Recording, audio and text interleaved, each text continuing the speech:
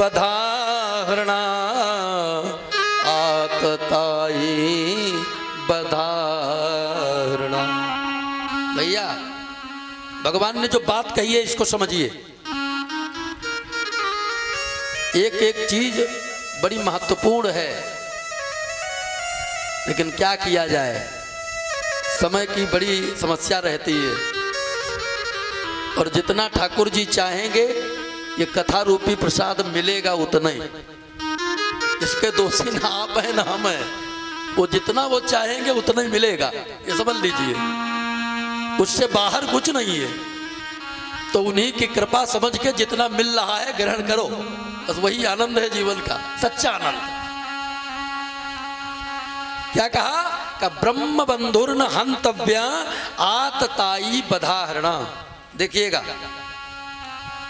ब्राह्मण का वध नहीं करना चाहिए और आतताई कोई भी हो उसे छोड़ना नहीं चाहिए।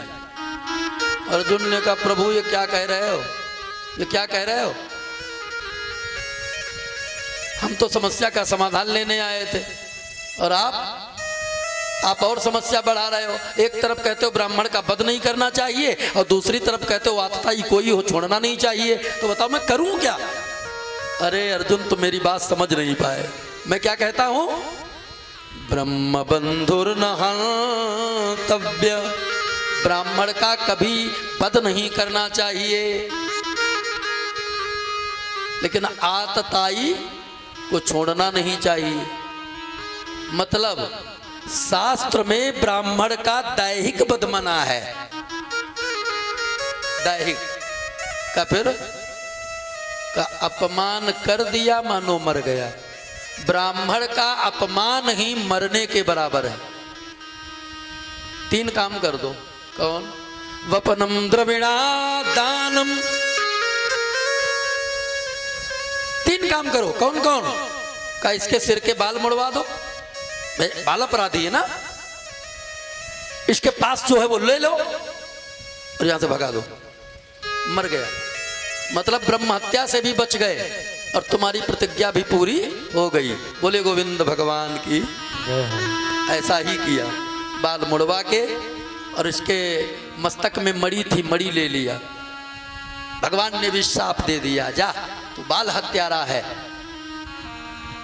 अमर तो रहेगा अस्तुस्थामा, लेकिन तूने जो अपराध किया है, जब ये जो घाव है ना, ये जीवन भर तुझे दुखेगा और इस इतने बड़े कृत्य की ये हमेशा याद दिलाता रहेगा और तू प्रायश्चित की अग्नि में जलता रहेगा।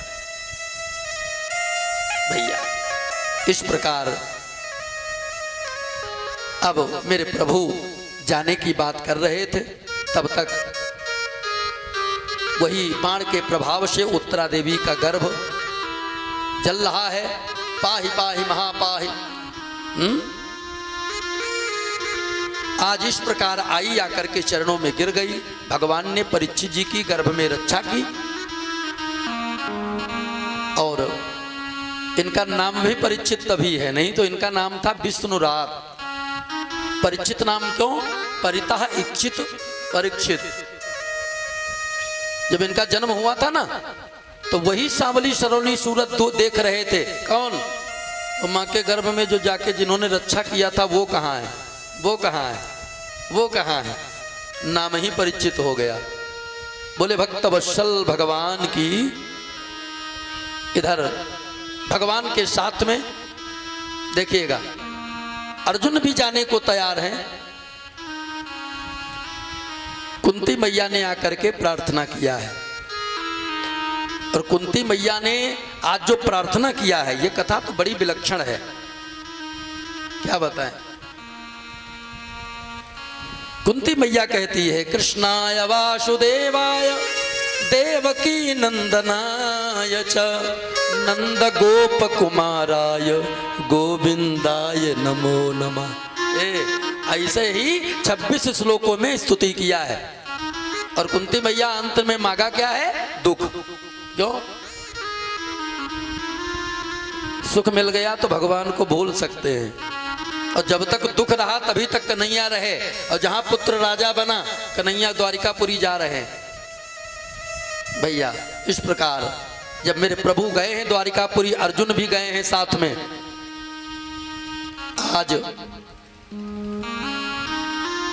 जब वापस नहीं आए तब इधर युधिष्ठिर महाराज को अपशगुन हो रहे हैं, अपशगुन हो रहे हैं।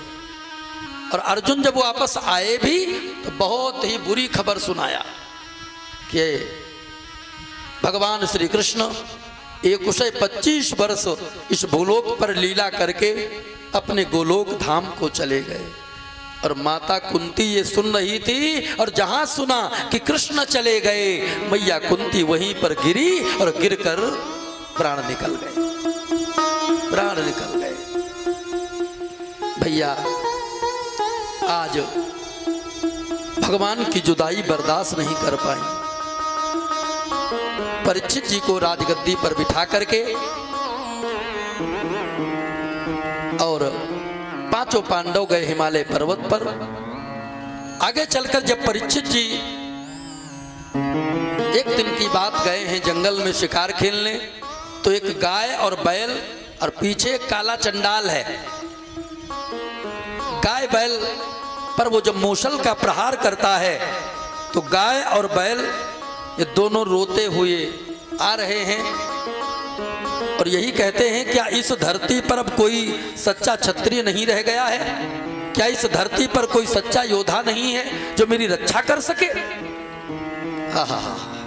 पर एक सच्चा क्षत्रिय कैसे सुन सकता है? उसके राज्य में भला एक गाय पर अत्याचार हो, एक ब्राह्मण पर अत्याचार हो?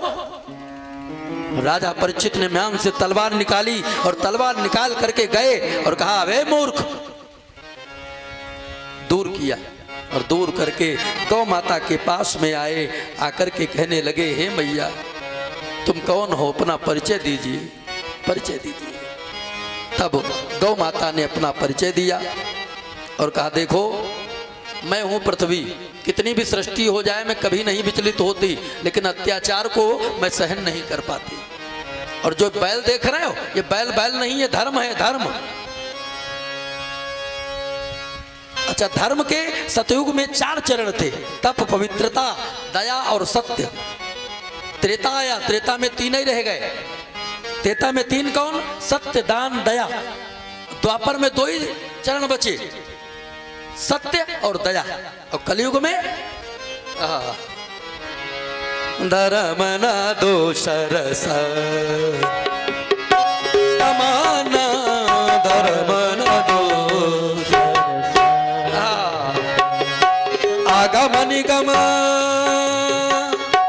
पुराण बखाना, आगम निगम पुराण बखाना, धर्म न दोष समान, धर्म न दोष। कलयुग में धर्म का एक ही चरण है, कौन कौन है? सत्य। और हमको लगता है इसी की कमी है। धर्म धर्म धर्म चिल्लाना ज्यादा जानते, लेकिन वास्तविक धर्म की कमी है, क्योंकि जब सत्य ही नहीं है तो धर्म कहाँ होगा। और जब से मोबाइल चल गए तब से तो और राधे राधे, झूठ का बोलबाला बढ़ गया भैया। तब का ये कौन है? का ये कलयुग है। 4,32,000 वर्ष के लिए कलयुग आया है। 3 भाई इसके निकल चुके। अच्छा, तब भैया हाँ देखो हिल गया कुछ। बोले गोविंद भगवान की। तब कलयुग के पास गए और कहा, सुन कलयुग, मैं तुझे 4 स्थान दे रहा हूं, 4 के अलावा कहीं जाना मत। कौन कौन? दूतम पानम स्त्रियः शूना यत्रा धर्म चतुर्विधा। 4 स्थान दिया है। कौन कौन? वैसे तो हम इसको विस्तार करते, लेकिन आज अब नहीं कर पाएंगे। आज भी इसको क्यों ध्यान से सुनना है? कहीं ऐसा तो नहीं 4 स्थानों में हम लोग भी पढ़े हैं, और ये 4 स्थान ही भगवत प्राप्ति में सबसे बड़ी बाधा है। कौन कौन? शराब। ये काहे को बंद हो गए हो भैया? जिस घर के लोग शराब पीने में ज्यादा विश्वास रखते हैं,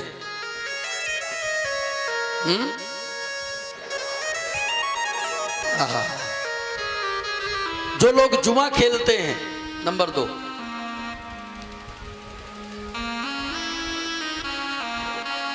बोली सदगुरुदेव भगवान की हो। हाँ,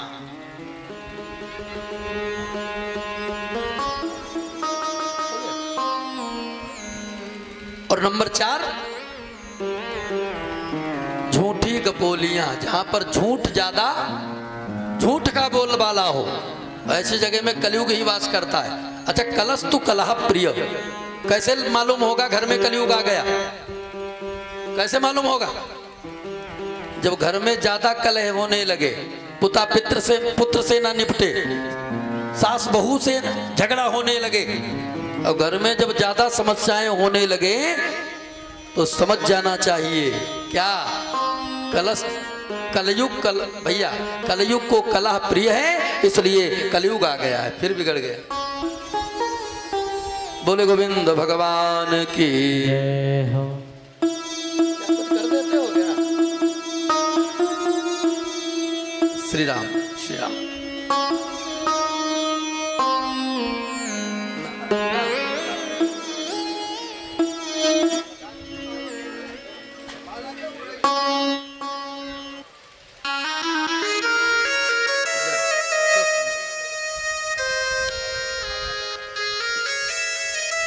बोले गोविंद भगवान की हो। तब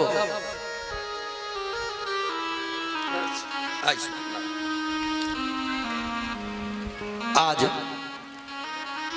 श्री राम, राम श्री राम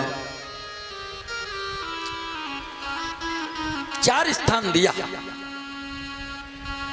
अच्छा देखो, एक बात और बता दूं, कलयुग कहता है महाराज हमें जो बुराइयां हैं वो तो आप देख रहे हो, लेकिन अच्छाइयां आपने नहीं देखा। हमें कुछ अच्छाइयां भी हैं क्या? सतयुग त्रेता द्वापर में मन का सोचा पाप लगता था, और हमारे कलयुग में यहाँ तो कर्म प्रधान है। कर्मणा जायते जंतु कर्मणैव विलीयते, दुखम सुखम भयम क्षेमम कर्मणैवाभिपद्यते। यह कलयुग कर परम प्रताप, यह कलयुग कर परम प्रताप, यह कलयुग कर परम प्रताप, मानस पुण्य होई नहीं पाप, मानस पुण्य होई नहीं। जाओ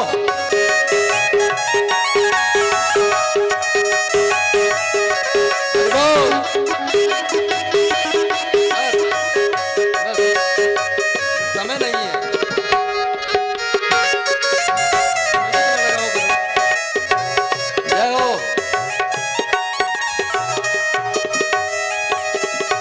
बोले गोविंद भगवान की। यह कलयुग कर परम प्रतापा, मानस पुण्य होई नहीं पापा। भैया कलयुग सम नहीं आन जुग, जो नर कर विश्वास, कहे गाय राम गुण गण विमल, भवतर बिनहि प्रयास। ज्यादा झंझट ही नहीं है का? क्यों? कि राम नाम गुण गाते रहो, मस्ती में रहो, और नाम पर विश्वास रखो, मोक्ष तो हो ही जाएगा। धन्य। तब सज्जनों 5वां स्थान अपने आप मांग लिया, सोना।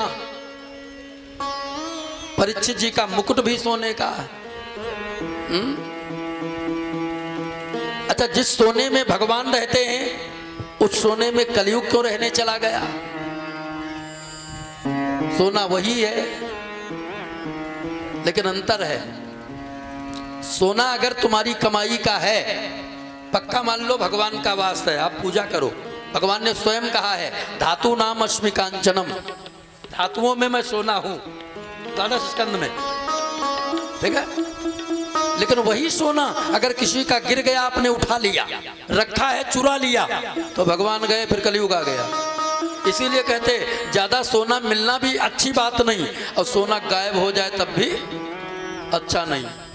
मिल गए ऐसा तो नहीं कलयुग मिल गया हो, अच्छा सोना गायब हो गया तो मानो भगवान गए।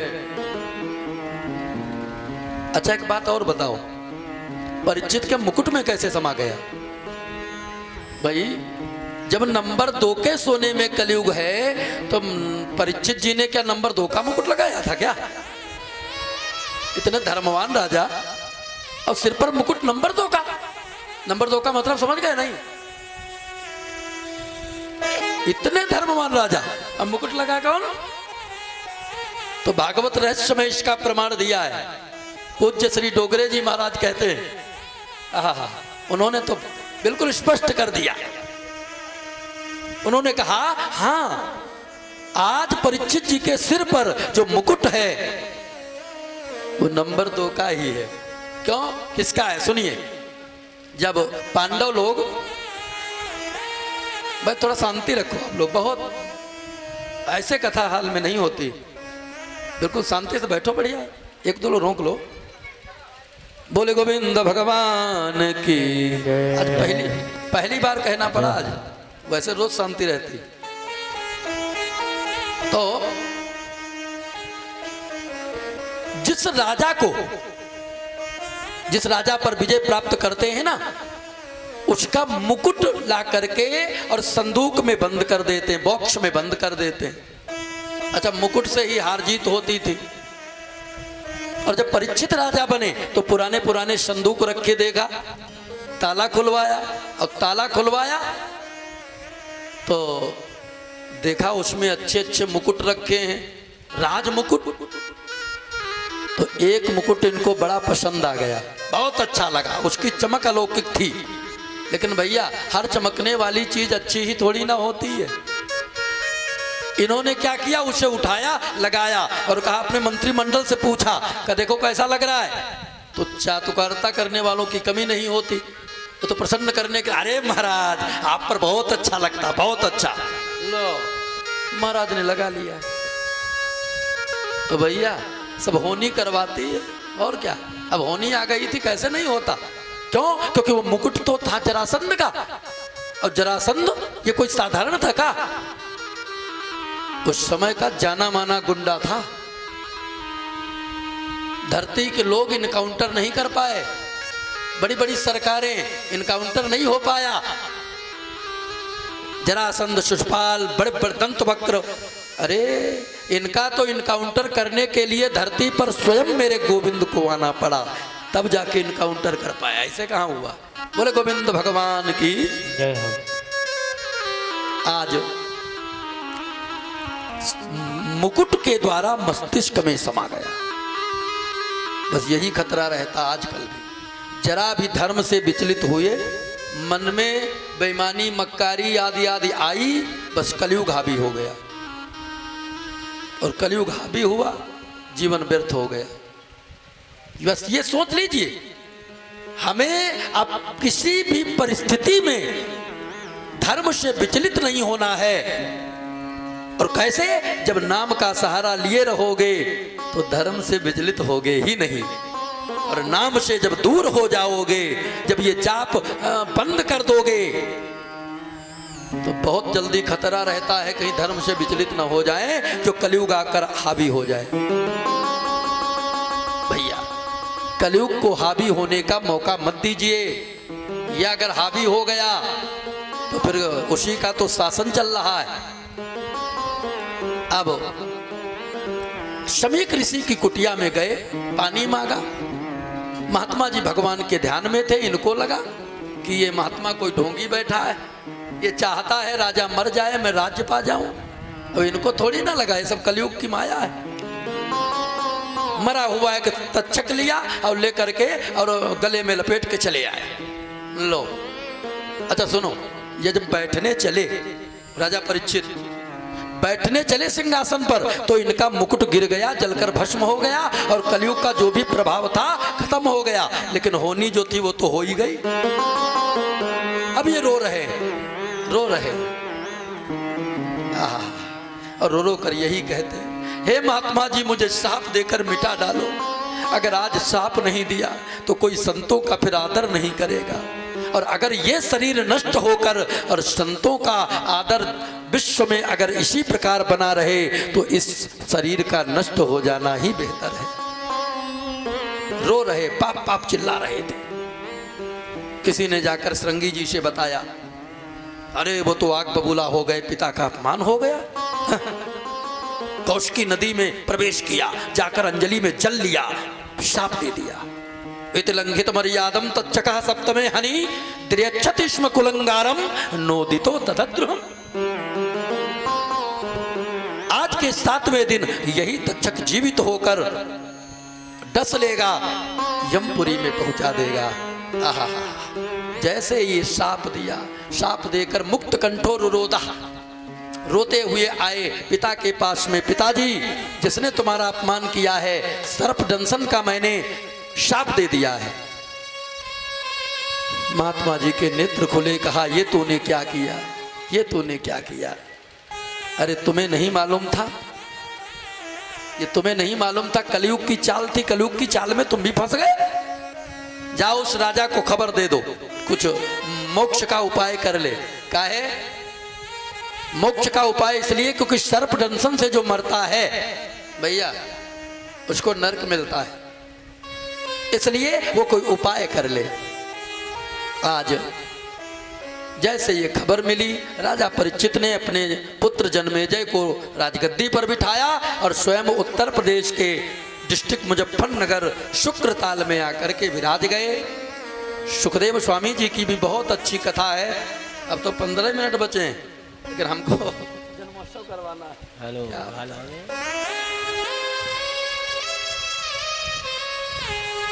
सुखदेव स्वामी आए, आकर के गंगा जी के किनारे पर आज जो भी संत महात्मा बैठे थे सभी खड़े होकर सम्मान करते हैं। राजा परीक्षित ने उठ करके प्रणाम किया।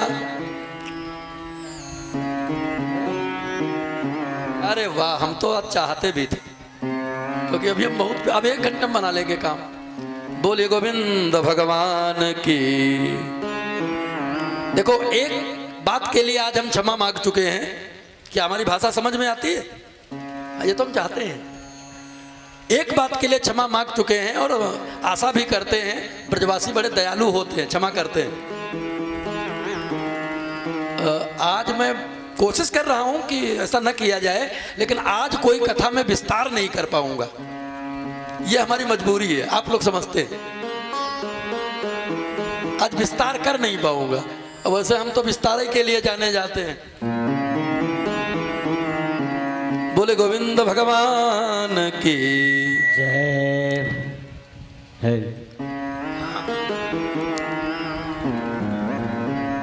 वरीयाने सते प्रश्न कृतौ लोकहितम नृप।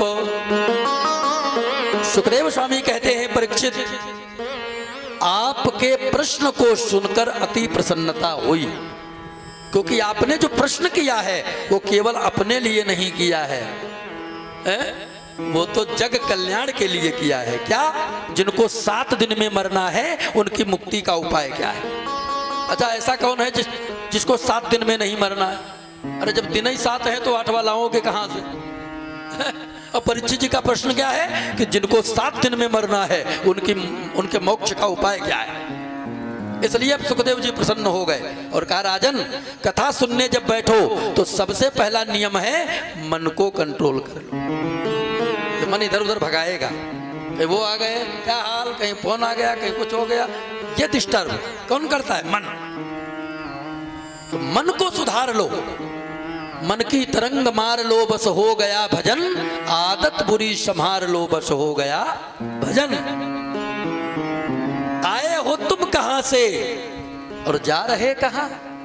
आए हो तुम कहां से और जा रहे कहां, मन से सही विचार लो बस हो गया भजन। इसलिए सुखदेव स्वामी कहते हैं एक और बात है, एक आसन प्राणायाम अच्छी प्रकार से सब ये बताया है। अच्छा एक बात और है, जैसे हमारा तुम्हारा मन कहता है कि हलवा खाएं, तो आजकल तो बड़ा तेज दिमाग है, लौकी का हलवा, गाजर का हलवा, रवा का हलवा, आलू का हलवा, न मालूम काहे का हलवा बन जाता है। अच्छा जो संत महात्मा ये जो जंगलों में रहते थे, इनका भी कभी मन करता होगा हलवा खाएं, तो इनको हलवा कहाँ मिलता होगा मालूम है? तो प्रकृति के द्वारा एक बनाया हलवा है। कौन है? केला। और क्या पैकिंग करके भेजा है, और जितना घुलेगा उतना ही मीठा, जितना घुलेगा उतना ही मीठा। वाह! कहा भगवान का जो विराट स्वरूप है परीक्षित, ये मृतलोक उसकी कमर है। क्या है? कमर। 7 लोक नीचे हैं धरती के और 7 ऊपर हैं। ऊपर वाले भूलोक, भुवालोक, स्वालोक, महालोक, जनलोक, तपलोक और सबसे ऊपर सत्यलोक, ये भगवान का सिर है। और नीचे 7 लोक, अतल, वितल, सुतल, तलातल, रसातल, महातल, पाताल। पाताल ही भगवान के तलवे हैं। अच्छा भगवान के चरण कैसे हैं? दिल्ली कभी गए हो लाल किला, हम चर्चा करने लगे तो तुरंत आपका मन पहुंच जाएगा। बंद हो गए सब साउंड, सब बंद हो गए, तुरंत मन पहुंच जाएगा। और नहीं गए हो, हमने चर्चा किया तो भैया तो मन से पहुंचोगे, लेकिन ये रहेगा कि पता नहीं महाराज जी बता रहे हैं, पता नहीं कैसा क्या हो क्या नहीं हो, है ना? तो भगवान के चरण जान लो कैसे हैं भरत भैया जी, भगवान के चरण कैसे हैं, यही कथा है मेन। इसीलिए मैं बढ़ नहीं पाता हूं, क्या करूं? क्योंकि जब जानोगे तभी ध्यान जुड़ेगा, जानोगे नहीं तो आइडिया में ध्यान नहीं जुड़ता। अब विस्तार तो नहीं, लेकिन संक्षिप्त में बता दूं। भगवान के चरण हैं त्रिवेणी संगम, त्रिवेणी। और प्रयागराज में 3 नदियां हैं। कौन कौन? गंगा, यमुना, सरस्वती। और तीनों में जल अलग अलग है। गंगा का जल श्वेत है, यमुना का जल श्याम है और सरस्वती का जल लाल है। अब भगवान के चरण देखो, ऊपर का हिस्सा पैर का श्याम है, मतलब यमुना जी। क्या है? यमुना जी। भगवान के नख, नाखून कैसे? श्वेत, मतलब गंगा जी। और भगवान के तलवे कैसे? लाल, मतलब सरस्वती जी। अच्छा आप एक बात कह सकते हो, महाराज फिर एक नदी गुप्त रूप से क्यों है? जब त्रिवेणी है तो दिखाई दो क्यों पड़ती हैं?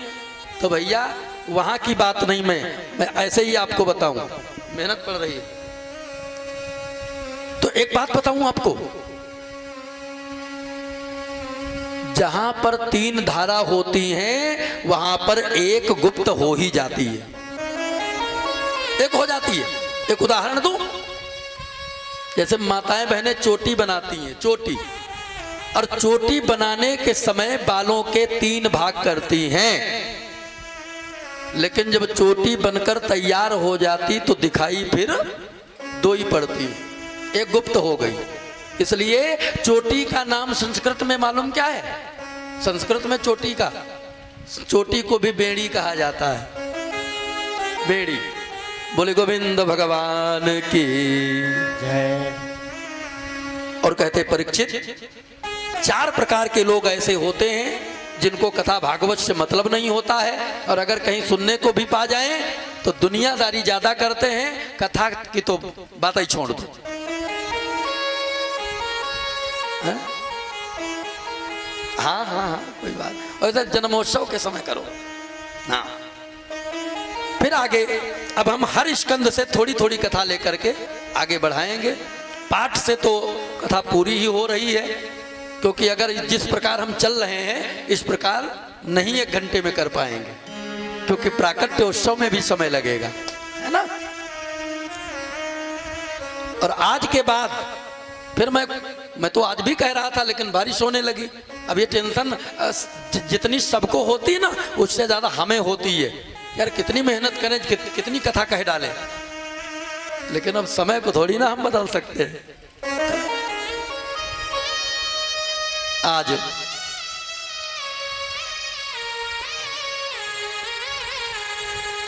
जय और विजय भगवान के पहरेदार शनकादिक ऋषि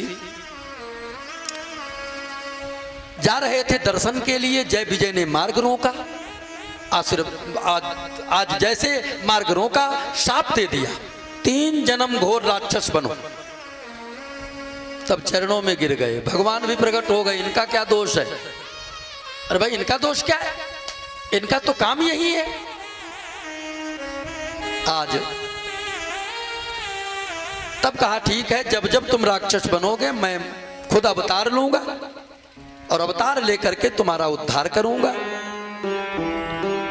भैया भगवान के नाभि से कमल का पुष्प निकला और कमल के पुष्प पर ब्रह्मा जी प्रकट हुए और ब्रह्मा जी ने चारों तरफ देखा, 4 मुंह हो गए, चतुरानन हो गए। अब भगवान के कान से मैल निकला तो मधुकैटभ 2 राक्षस उत्पन्न हो गए। अब राक्षसों ने देखा ब्रह्मा जी को फूल पर बैठे, खाली करो, चलो फूल पर हम बैठेंगे। तो कहा भाई जब हम प्रकट हुए हैं फूल पर तो तुम कैसे बैठोगे? कहा तो फिर निर्णय कर लो, युद्ध हो जाए और जो जीतेगा वही फूल पर बैठेगा। और जहां युद्ध की बात गई ब्रह्मा जी कांपने लगे। अच्छा बताओ, इतनी कथाएं सुनी है, कभी ब्रह्मा जी को लड़ते देखा है? ब्रह्मा जी को लड़ने के पात्र थोड़ी ना है। और जहां कहा युद्ध करो तो ब्रह्मा जी कांपने लगे। नारायण प्रभु का ध्यान किया। अब नारायण प्रभु उस समय निद्रा में थे। तब सज्जनों मां भगवती अम्बा जगदम्बा का ध्यान किया। नारायण प्रभु आए, प्रकट भये और मधुकैटभ से युद्ध प्रारंभ हुआ। कब तक हुआ? 5000 वर्ष तक युद्ध बराबर हुआ, 5000 वर्ष तक। लेकिन वो तब भी हार नहीं रहे थे। अंत में दोनों प्रसन्न हुए, कहा है विष्णु वरदान मांगो। हम 2 भाइयों से अकेले युद्ध किया, वरदान मांग लो, तुम्हें क्या चाहिए? भगवान ने कहा तो फिर दे नहीं चाहते हो तो यही वरदान दे दो, तुम दोनों की मौत हमारे हाथ हो जाए। अब एक दूसरे का मुंह देखने लगे, भैया ये क्या हो गया? अरे कहा वचन हार गए, कोई बात नहीं। कहा तो ठीक है, ऐसी जगह मारो जहां पर कोई मारा न गया हो। तब भगवान ने अपना वेश बढ़ाया और वेश बढ़ा करके दोनों के सिर अपनी जंघा पर रख करके और दोनों का उद्धार कर दिया। बोले गोविंद भगवान की। ब्रह्मा जी से कहा तुम सृष्टि की रचना करो। तब ब्रह्मा जी ने सर्वप्रथम 4 पुत्र प्रकट किए, सनक सनंदन सनातन सनत कुमार। 4 पुत्र ये प्रकट किए और चारों ने वरदान यही मांग लिया, हम चाहे हो जाएं 50 वर्ष के, लेकिन देखने में 5 वर्ष के रहे। तो पुत्र होने के नाते वरदान तो दे दिया, लेकिन अब मन में तो यही चल रहा कि बताओ क्या हमने सोचा था? भाई जब पुत्र होता है तो पिता के अरमान पहले से जाग जाते हैं कि हमारे आगे काम में हाथ बटाएगा। कुछ क्रोध आया तो भ्रकुटी से रुद्र भगवान प्रकट हो गए। कहा तुम सृष्टि रचो। तो भगवान भोलेनाथ भूत प्रेत प्रगटाने लगे। कहा रुको रुको रुको रुको, अगर और थोड़े दिन आपने सृष्टि रचा तो दुनिया में आदमी कम सब भूत प्रेत होंगे, रुक जाओ। तो भूत प्रेत जो प्रकट हो गए थे, कहा हम कहाँ जाएं, अब आपने ही तो प्रकट किया भोले बाबा। का चिंता ना करो, जब मैंने प्रकट किया है तो संसार में जिसका कोई नहीं उसके लिए मैं हूं, मेरी शरण में आ जाओ, शरण में। तब से भूत प्रेत इनके साथ ही में रहते थे। भैया अब 10 प्रकार के और संतों की सृष्टि का वर्णन, सरस्वती को प्रगटाया। इनके मन में ये विचार आया कि अब नर नारी की सृष्टि चलाई जाए। लेकिन नारद जी ने कहा महाराज आपको ये शोभा नहीं देता। तब इतना शर्मिंदा हो गए, मन सोचा पाप लग गया। तब इनको वो शरीर बदलना पड़ा और दूसरे शरीर में आए और मनु और शत्रुपा का जोड़ तैयार हुआ।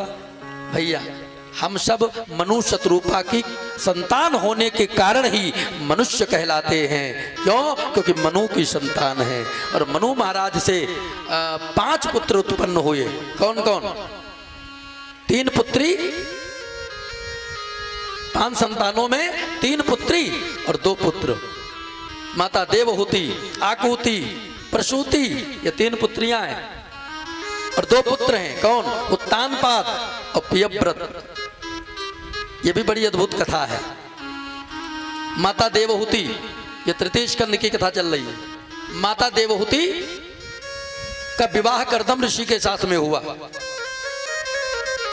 हालांकि कर्दम ऋषि ने कह दिया था कि 1 पुत्र होने के बाद मैं संन्यास ले लूंगा, भाई अगर ये मंजूर हो तो मैं विवाह करूंगा, क्योंकि ये मालूम था भगवान आएंगे। माता देवहूति ने विवाह कर लिया। फिर तो इनके 9 कन्याएं आगे हो गई। फिर आगे चलकर जब कपिल भगवान का इनके यहाँ अवतार हुआ, आज जय जयकार होता है, बोलिए कपिल भगवान की। कपिल भगवान के दर्शन करके कर्दम ऋषि तब भगवान का भजन करने निकल गए। इधर जो इनकी दूसरी कन्या है आकुति, आकुति का विवाह प्रजापति रुचि के साथ में हुआ। और इनके देखो रुचि और आकुति का जो पुत्र हुआ उन्हीं का नाम है यज्ञ भगवान। क्या नाम है? यही यज्ञ जो आप होती है ना, आपके यहाँ कम होती हैं। नैमिष क्षेत्र में कोई गांव ऐसा नहीं है जहां यज्ञ ना होती हो। अरे एक एक गांव में 2-2 यज्ञ हो जाती है, और तो बात ही छोड़ दो। है? और यज्ञ की पत्नी का नाम जानते हो? यज्ञ की पत्नी का नाम जान लो। यज्ञ भगवान तो जान लिया। अब इनका विवाह हुआ यज्ञ भगवान का, तो यज्ञ भगवान की पत्नी का नाम है दक्षिणा देवी। क्या नाम है? दक्षिणा देवी। तो इसीलिए यज्ञ में दक्षिणा चलती है, क्योंकि बिना शक्ति के शक्तिमान अधूरा है। बिना दक्षिणा के यज्ञ भी। समस्या ये है क्योंकि उनकी पत्नी ये है, हम क्या करें। इनके 12 पुत्र हुए। अब ये विस्तार करेंगे तो यहीं पर रुक जाएंगे, इसलिए अब रुक जाओ, ठीक है? अरे सब तुमको पढ़वा देंगे। बोले गोविंद भगवान की। अब समस्या ये होती है जब जल्दी में कथा चले तो वो फिर पन्ना जल्दी खोल नहीं मिलते। कहाँ तक पन्ना खोलोगे? फिर तो ऐसा ही चलता है। बोलिए सदगुरुदेव भगवान की। अच्छा, इनकी जो तीसरी पुत्री है नाम है प्रसूति।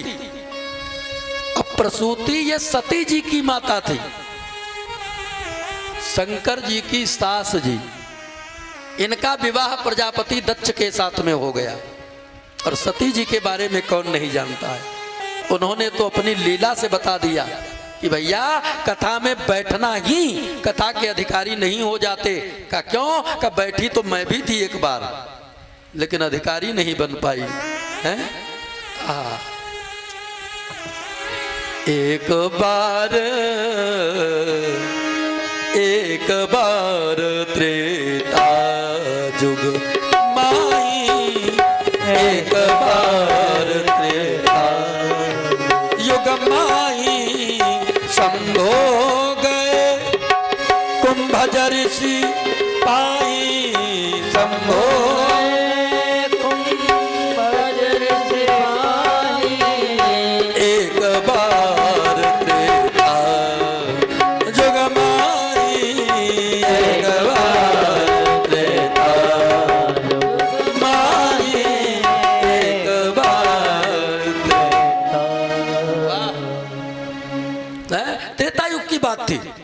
शिक्षा दे दिया। यही कितना त्याग था इनके जीवन में। आगे चलकर फिर 2 पुत्र हुए इनके मनु महाराज के। कौन? उत्तानपाद। उत्तानपाद के 2 विवाह हुए।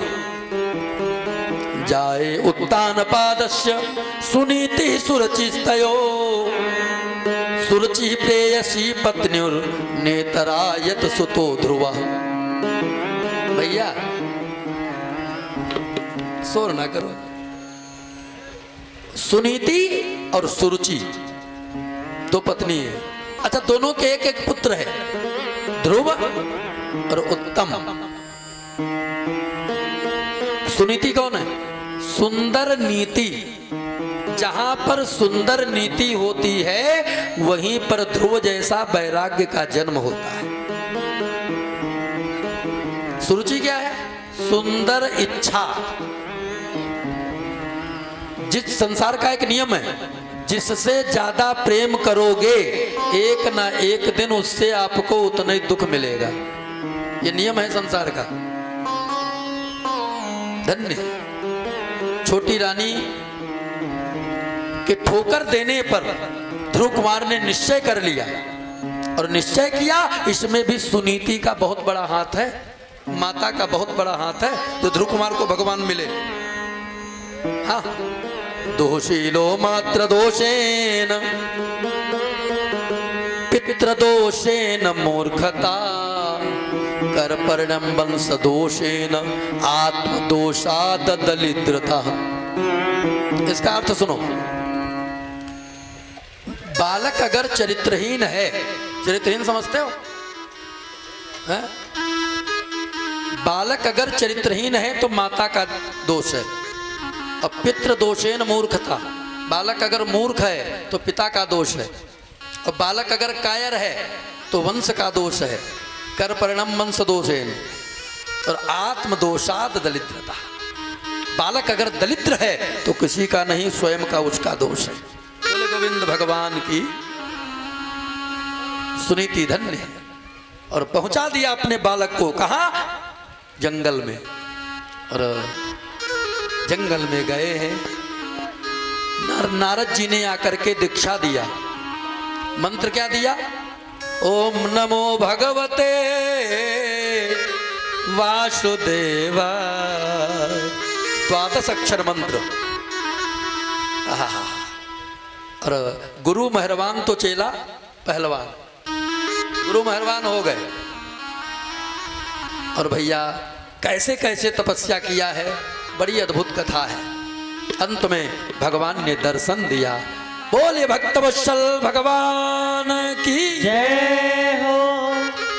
आगे चलकर अंग राजा हुए। अंग का पुत्र हुआ बेनु, जो बहुत नीच था, अपने को भगवान कहलाता था। और बेनु एक बार सप्त ऋषियों के चक्कर में पड़ गया। सप्त ऋषियों से कहा हमें भगवान कहो। सप्त ऋषियों ने कहा अरे नकली नकली होता, तू भगवान कैसे हो सकता है? तो ये मारने चला। उन्होंने क्या किया? अंजलि में जल लिया, मंत्र प्रमंत्रित किया, लगाया छींटा। अब एक छींटम गोविंदाय नमो नमः। भगवान बने फिरते थे, एक जल के छींटम चले गए। बताओ काहे के भगवान? तब फिर सप्त ऋषियों ने बेनु के शरीर का मंथन किया। तब पृथु महाराज का अवतार हुआ। ये भी अवतार में आते हैं। अच्छा, बेनु के अत्याचार से भैया देखो, शंका मत करना। पूर्ण अवतार, अंशावतार, कला अवतार, ये सब अवतार ही हैं। धरती मैया ने अन्न देना बंद कर दिया था, तब पृथु महाराज ने धरती को अपनी पुत्री माना है। और तभी से धरती का नाम पृथ्वी पड़ गया। क्या नाम पड़ गया? पृथ्वी। क्यों? पृथु की पुत्री होने के कारण नाम पृथ्वी हो गया। इन्होंने अंत में भगवान नारायण की तपस्या किया। पूर्ण ब्रह्म तपस्या किया, तब प्रकट हुए तो इन्होंने 10,000 कारण मांगा, कल बताया था। फिर पंचम स्कंद में और ही विलक्षण। पंचम स्कंद की जो कथा है महाराज पियव्रत की। पियव्रत महाराज के 7 पुत्र हुए,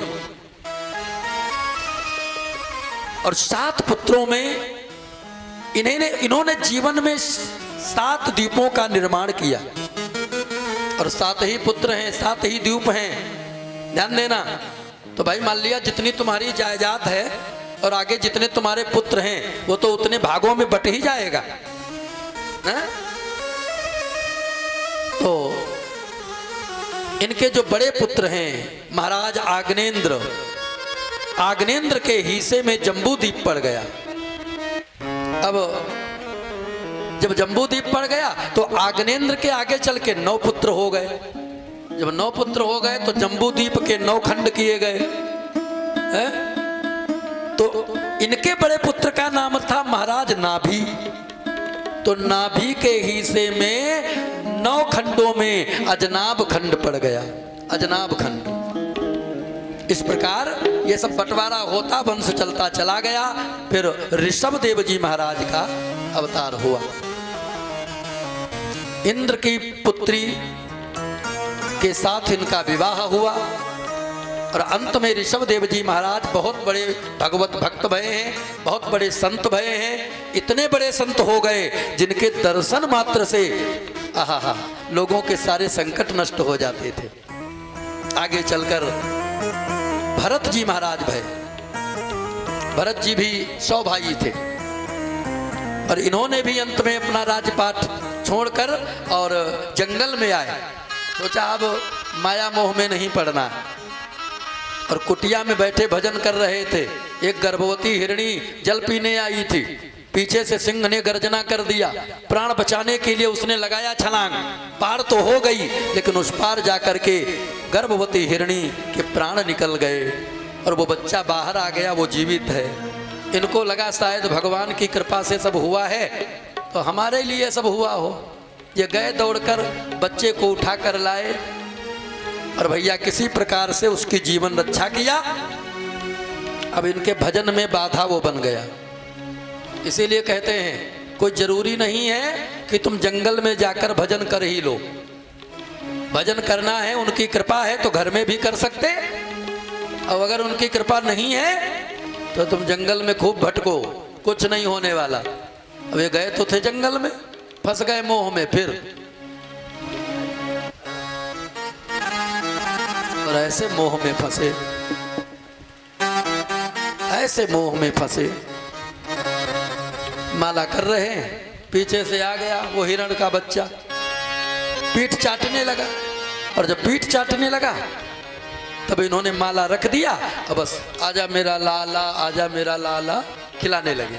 अब बताओ भजन में बाधा ही तो है। थोड़े दिन तक थोड़ा बड़ा हुआ, सजातीय मुर्गों का झुंड मिल गया, वो तो चला गया। अब ये इधर उधर घूम रहे, मेरा भैया कहाँ गया, मेरा लाला कहाँ गया। और भैया ढूंढते ढूंढते इनके प्राण चले गए और अंत में हुआ क्या, दूसरे जन्म में इनको भी हिरण बनना पड़ा। याद सब है, इतना त्याग था जीवन में।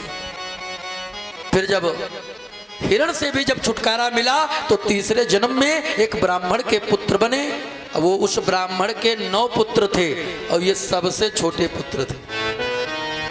याद सब है, लेकिन कहते अगर मैं मंत्र सुनाऊंगा तो पिताजी कहेंगे भैया वहां कथा कर लो, वहां चले जाओ, तो फिर मैं दुनिया के झंझटों में पड़ जाऊंगा, इसलिए कुछ नहीं सुनाते हैं। तब नाम इनका भरत ही पड़ा, लेकिन एक शब्द आगे जोड़ दिया गया, जड़। क्या जोड़ दिया गया? जड़। नाम हो गया जड़ भरत। भाई खेतों पर एक मड़ैया डलवा देते हैं, भाई माता पिता रहे तब तक चलता रहा सब, फिर कौन किसका होता है। भाइयों ने कहा भैया कैसा भी हो भाई है, मड़ैया डलवा दिया, चलो खेत पर काक चिड़िया भगाएगा। और महात्मा जी कैसे थे, अगर कोई जानवर आकर के खाने भी लगता फसल और ये सामने से आते होते और देखता कोई जानवर खा रहा है तो तुरंत वापस मुड़ जाते, अरे मैं आगे बढ़ूंगा तो ये भाग जाएगा। और भाई जिसके हिस्से का है मैं क्यों मना करूं। एक दिन काली माता को बलि चढ़ाने के लिए कुछ डाकू लोग आए, गांव में प्रवेश करने जा रहे थे और गांव में प्रवेश करने जा रहे थे, देखा बाहर मड़ैया पड़ी, तो मड़ैया देख करके अंदर गए, महात्मा जी मिल गए, पकड़ लिया, लेकर गए, बढ़िया बढ़िया खिलाया पिलाया, अच्छे वस्त्र पहनाया। और जैसे मारने चले तो जितने मारने वाले मैया की कृपा से देखिए मारने वाले सब मर गए। अब ये इंतजार ही करते रह गए, अब तलवार आएगी, अब तलवार आएगी। सिर उठाकर देखा, अरे मारने वाले मर गए, मैं ही बचाऊं। विचार किया चलो एक काम इन लोगों ने अच्छा किया, घर से जो बाहर निकाल लिया। वैसे भाई लोग जाने नहीं देते थे, पागल है भटकेगा। है? सिंधु देश के राजा रहुगण सवारी जा रही थी, डोली में बैठे जा रहे थे। एक पालकी चालक की तबीयत खराब हो गई। जब तबीयत खराब हो गई तो राजा ने कहा जाओ किसी को पकड़ लो, मैं राजा हूं। तो कोई नहीं मिला, महात्मा जी मिल गए। और महात्मा जी जब मिल गए कहा चलो भैया राजा साहब हैं, चलो ले चलो डोली। महात्मा जी गए, जाकर के लग गए। अच्छा, संत पुरुष तो नीचे भी देखकर चलता है कि हम जा रहे हैं, कहीं ऐसा ना हो पैर के नीचे कोई चींटे चींटी पड़ जाए, समाप्त हो जाए, पाप लगेगा। तो आज जैसे मान लिया कोई सामने चींटा चींटी पड़ी, एकदम कूद पड़े, और कूद पड़े तो राजा का सिर लड़ गया। अरे राजा ने कहा मूर्खों चलना नहीं आता तुम्हें? तब पुराने वाले कहने लगे महाराज हमारी गलती नहीं है, ये जो नया वाला है ना, ये पता नहीं कैसे चलते चलते एकदम कूद पड़ता है। तो व्यंग करने लगे, व्यंग। जबकि महात्मा जी का शरीर बहुत अच्छा था। अब व्यंग क्या करते मालूम? गलती नहीं है, गलती नहीं है। क्यों? अरे भाई तुम ऐसे को पकड़ के लाए हो, शरीर में ताकत नहीं है, ये क्या लेकर चल पाएगा? अरे शरीर भी देख लेते। और जहां दोबारा कूदे राजा का फिर सिर लगा, अब की तो तलवार निकाल लिया। बस अब मैं छोड़ूंगा नहीं, मार दूंगा इसे। और जहां तलवार लेकर के और पर्दा हटाया तो अब निगाह पहुंची महात्मा जी के जनेऊ पर, यज्ञोपवीत पर। और यज्ञोपवीत पर निगाह गई, तलवार अलग, और अपना नीचे आकर चरणों में गिर गए और कहा हे प्रभु मुझे क्षमा कर दो, मैंने पता नहीं क्या क्या आपको बोल दिया अनजाने में।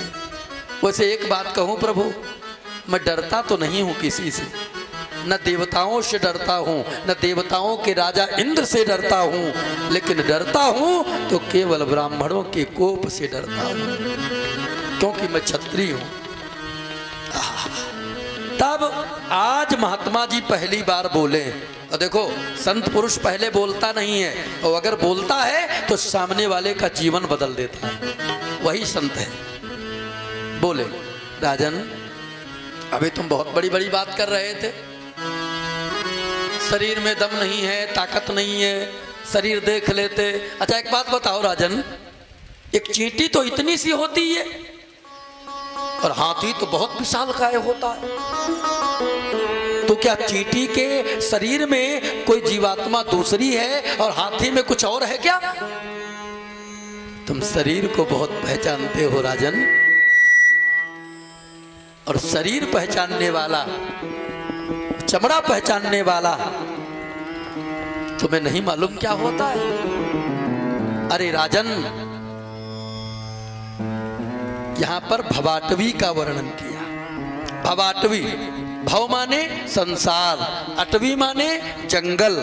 संसार एक जंगल है, और जो इस जंगल में आकर और फंस गया फिर उसे जल्दी सीधी रास्ता मिलने वाली नहीं है। एक बार बोल दो राधे राधे, जोर से बोल दो भैया। भवाटवी का वर्णन किया, आगे 28 प्रकार के बहुत सुंदर नरकों का वर्णन है अष्टम स्कंद में। फिर अजामिल ब्राह्मण की कथा है, चाल बदल गई, संगत बिगड़ गई, पतिव्रता पत्नी को घर से निकाल दिया, वैश्या को घर में ले आया। संत लोग आए, संतों ने कह दिया तुम्हारा जब छोटा पुत्र हो तो नाम नारायण रख देना। आहा, देखो नाम का महत्व।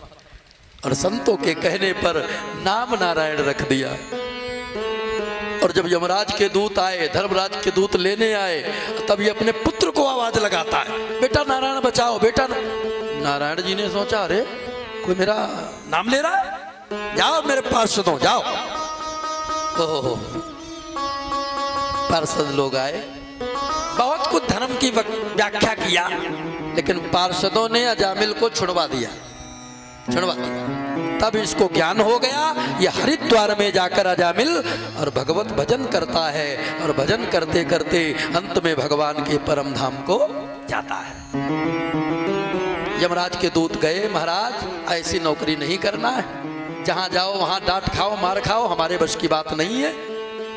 क्या क्यों? अरे कहा आपने भेजा था उस पातकी ब्राह्मण को लेने। हाँ हाँ, क्या हुआ? अरे वो अपने पुत्र को आवाज लगा रहा था और वो पीले पीले कपड़े वाले आ गए, अपने आप को नारायण का दूत कहते थे, नारायण का पार्षद कहते थे। और जहां नारायण कहा, धर्मराज ने कहा बस रुक जाओ। का क्यों? का इस नाम को तेज मत लेना। का क्यों? का इस नाम को अगर तेज ले लिया तो जितने नरक में बंद हैं, अब अगर कहीं सुन लिया अब एक ही बार कहना पड़ेगा। क्या कहना पड़ेगा? नारायण। पूरा नरक खाली, सब वहीं चले जाएंगे। ये है नाम का महत्व। कहो कहाँ लगी नाम बढ़ाई, राम उन सकहि नाम गुण गाई। कौन भला नाम का गुण गा सकता है? नाम की महिमा न खाली जाएगी, ये हवा अपना असर दिखलाएगी। आग छू लो जान कर या भूल कर, आग छू लो जान कर या भूल कर, देह जलने से न बचने पाएगी। भाई को भाई अनख आलस हूँ और नाम जपत मंगल दिसी दस हूँ। नाम तुम भाव से लो, कुभाव से लो, आलस्य से लो, जैसे भी लो, होगा क्या? का दसों दिशाओं में तुम्हारा मंगल ही मंगल होगा, कभी अमंगल होने वाला नहीं है। फिर 7वें स्कंद में भक्त प्रहलाद, प्रहलाद जी की बड़ी अद्भुत कथा है। भक्त प्रहलाद 4 भाई थे, राध, अनुराध, संग्राध, प्रहलाद। और ऐसी लगन लगी, ऐसा कृष्ण ग्रह लग गया। और भैया ये कृष्ण ग्रह एक ऐसा ग्रह है जिसके लग जाता है ना फिर ये छूटता नहीं है। छूट ही गया तो कृष्ण ग्रह कहाँ है? पिता के खिलाफ खड़े हो गए।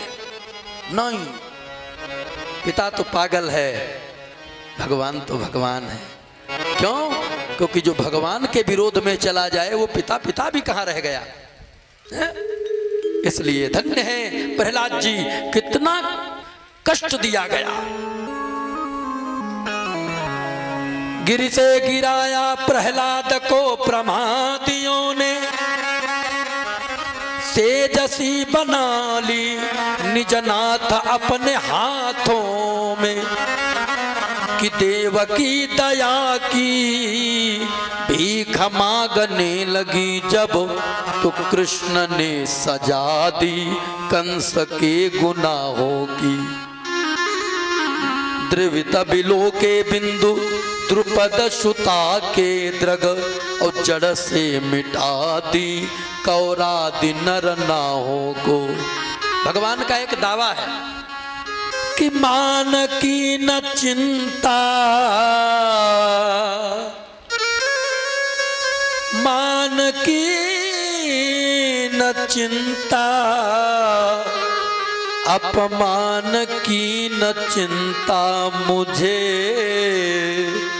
चिंता है दुखी के आंसुओं और आहों की। चिंता है दुखी के आंसुओं और आहों की। प्रहलाद को समुद्र में फेंक दिया गया, गिरी से गिराया गया, फांसी के तख्ते पे खड़ा किया गया। हारे हिम्मत, अंत में लाल लाल खंभे से बांध दिया गया। हिम्मत हारे नहीं है। क्यों?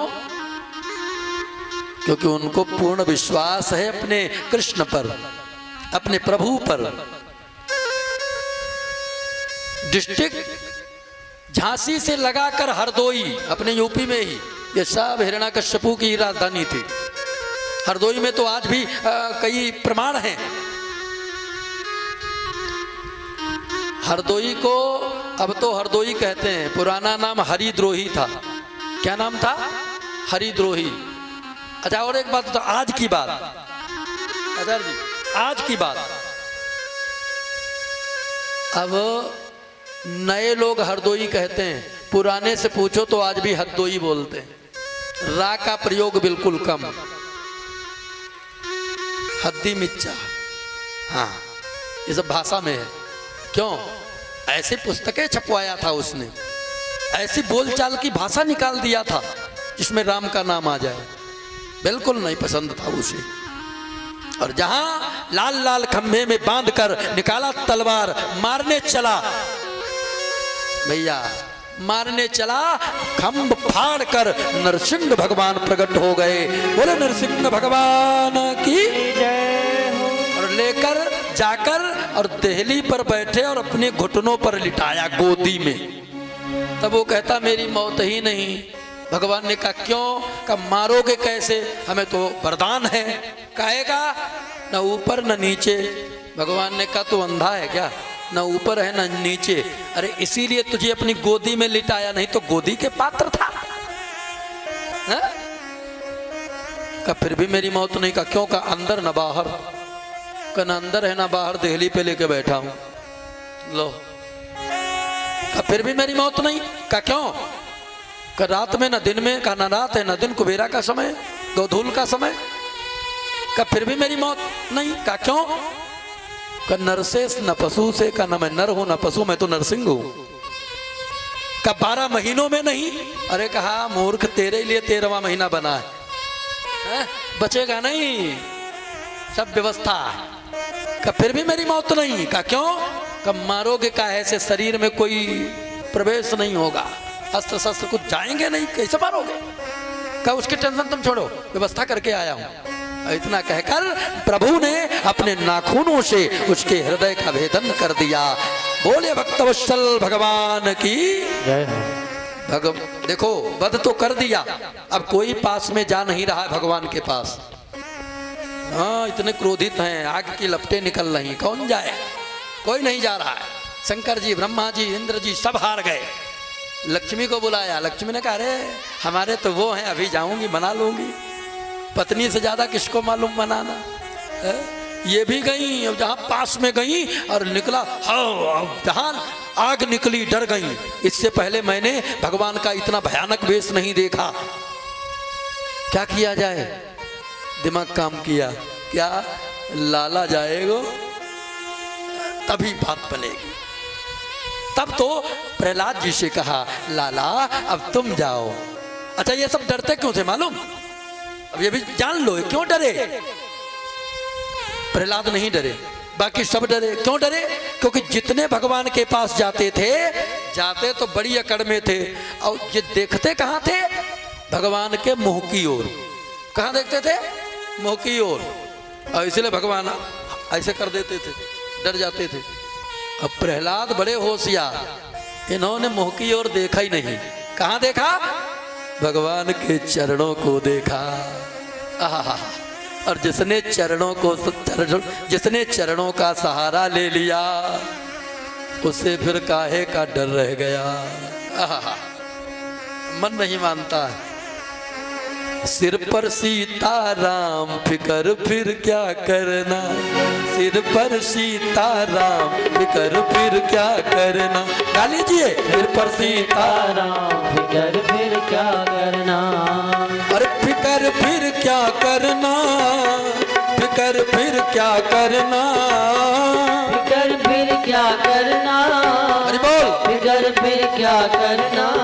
और तेरे बिगड़े बनेंगे भाग्य, फिकर फिर क्या करना, बिगड़े बनेंगे भाग्य, फिकर फिर क्या करना। हरि बोल।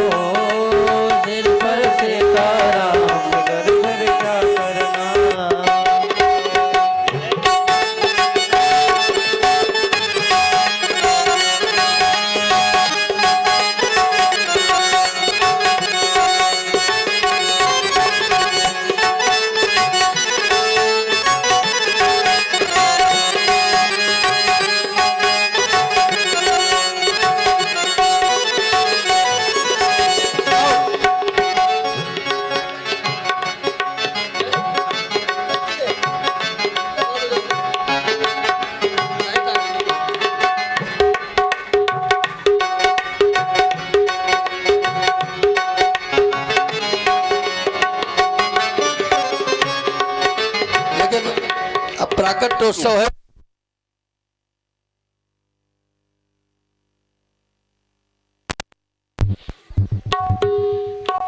देखो अब पावर है, मतलब पावर है को। बोले गोविंद भगवान की जय हो। और अष्टम स्कंद में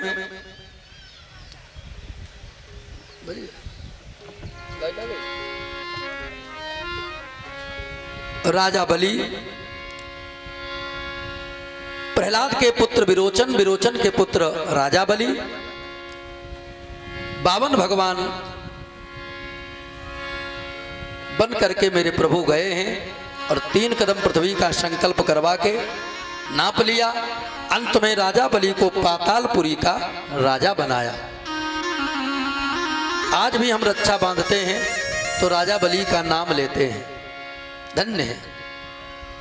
9वें स्कंद में वैसे तो नाना प्रकार के वंशों की कथा है और इतना ही नहीं, भगवान श्री राम जी की भी कथा है 9वें स्कंद में। भगवान श्री राम जी की कथा है तो बड़ी संक्षिप्त, लेकिन इशारा है पहले राम जी,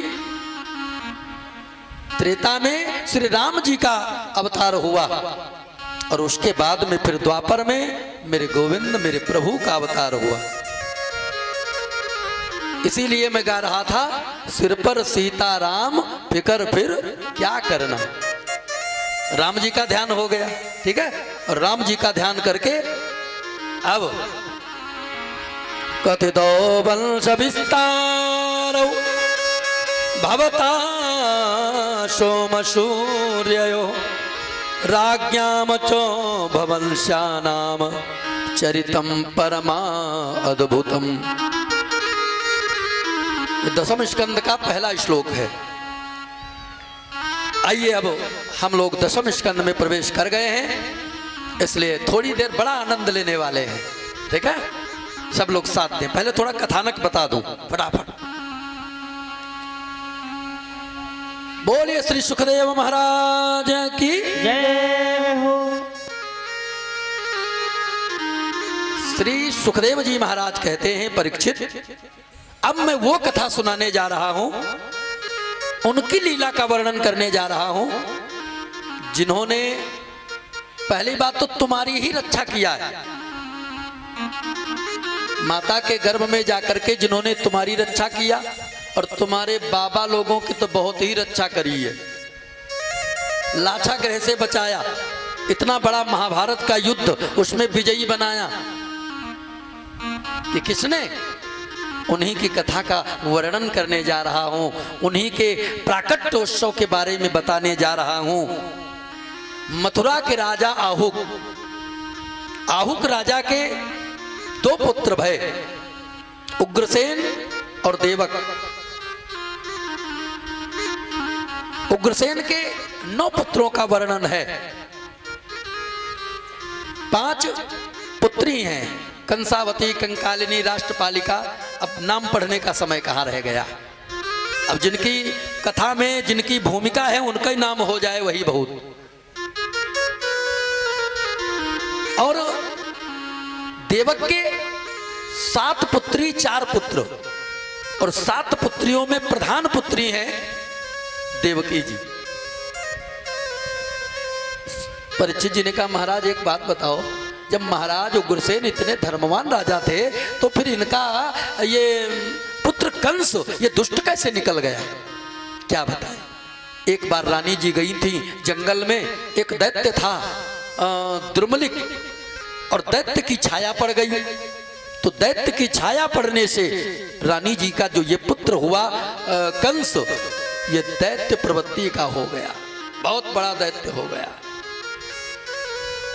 और जैसे इसका जन्म हुआ था, जन्म होते ही ब्राह्मणों को बुलाया तो ब्राह्मणों ने पहले ही बता दिया था, महाराज तुम्हारा पुत्र होगा, राजद्रोही होगा, और तुम ऐसे नक्षत्र में हुआ है, ये पिताई के लिए ठीक नहीं है, तुम्हारे लिए बिल्कुल ठीक नहीं है। क्या करूं? ऐसा करो, इसे लती पत्रा में लपेट के यमुना जी में बहा दो। ब्राह्मणों के कहने पर यही कर दिया गया। आगे शूरसेन महाराज, शूरसेन जी जब पाते हैं, अब इस समय हम गर्ग संहिता की ओर चल रहे हैं, प्रमाण दे रहे हैं। तो शूरसेन जी ने इनका लालन पालन किया। जब थोड़े बड़े हुए तब देवर्षि बाबा नारद ने जाकर के पूरा परिचय खोल दिया।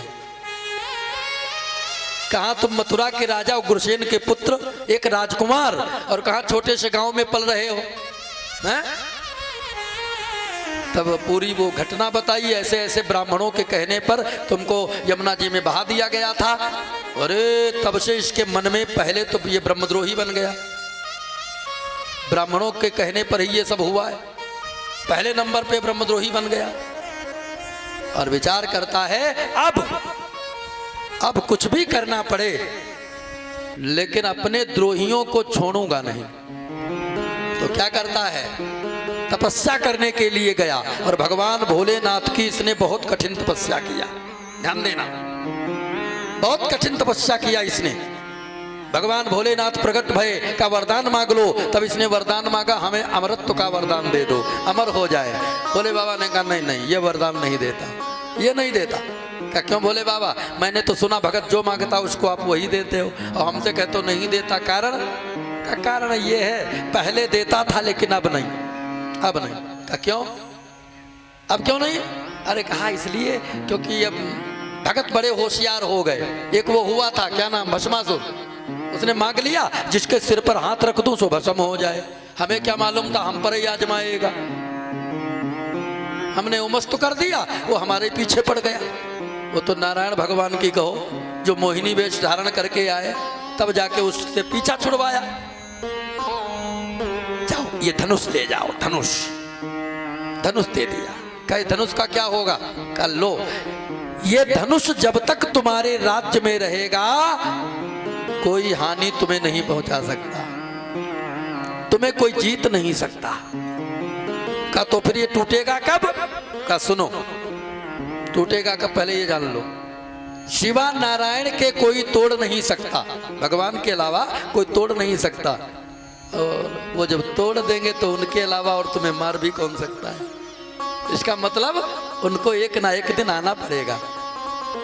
उसने सोचा चलो तब भी ठीक है, और ये लेकर के धनुष आया, स्थापित किया और धनुष की रोज पूजा करता है।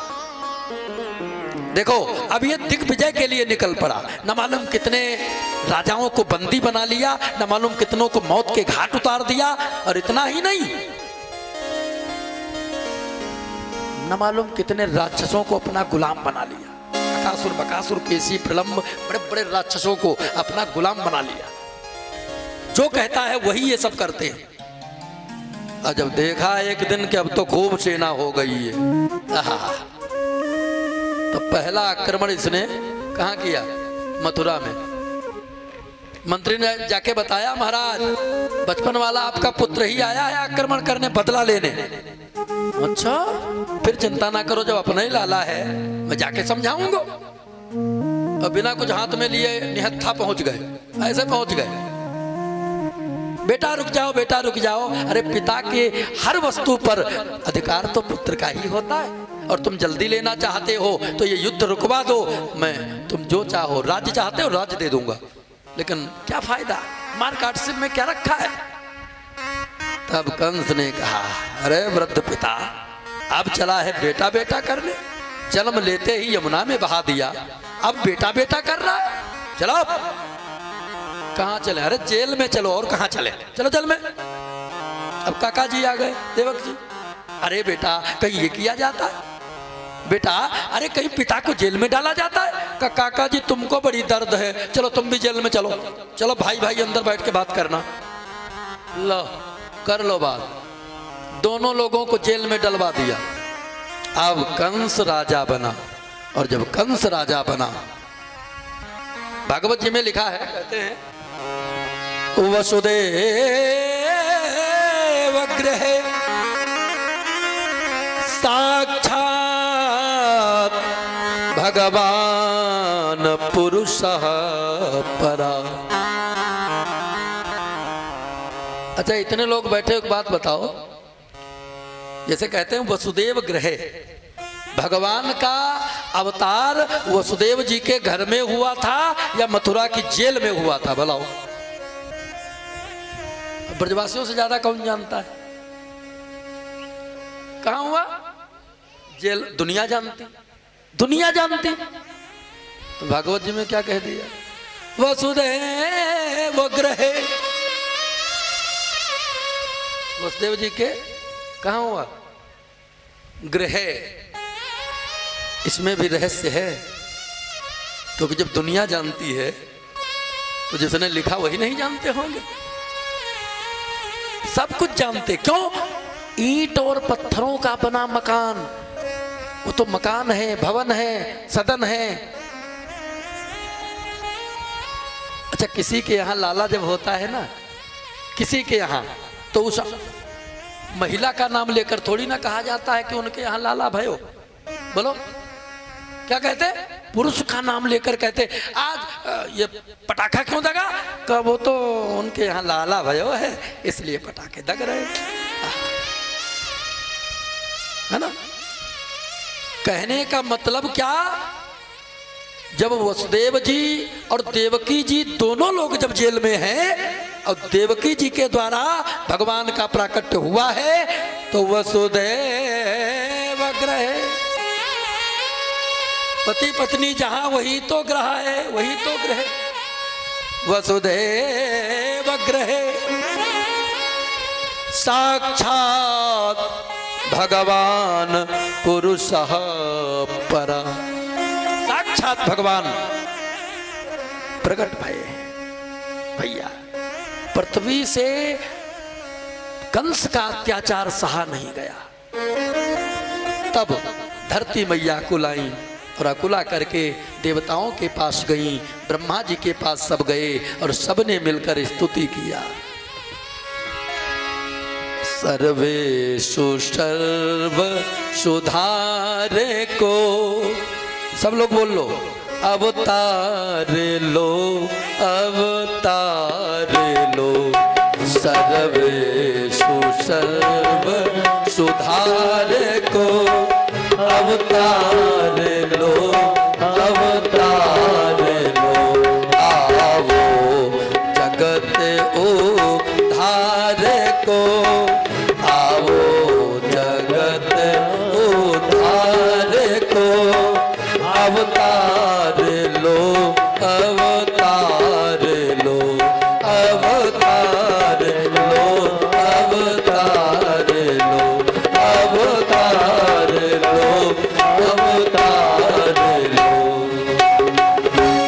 बोल गोविंद भगवान की जय। आकाशवाणी हुई, हे देवताओं, तुम सब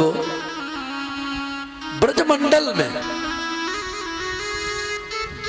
देवता ही ग्वाल बाल बन के प्रकट हो। क्यों?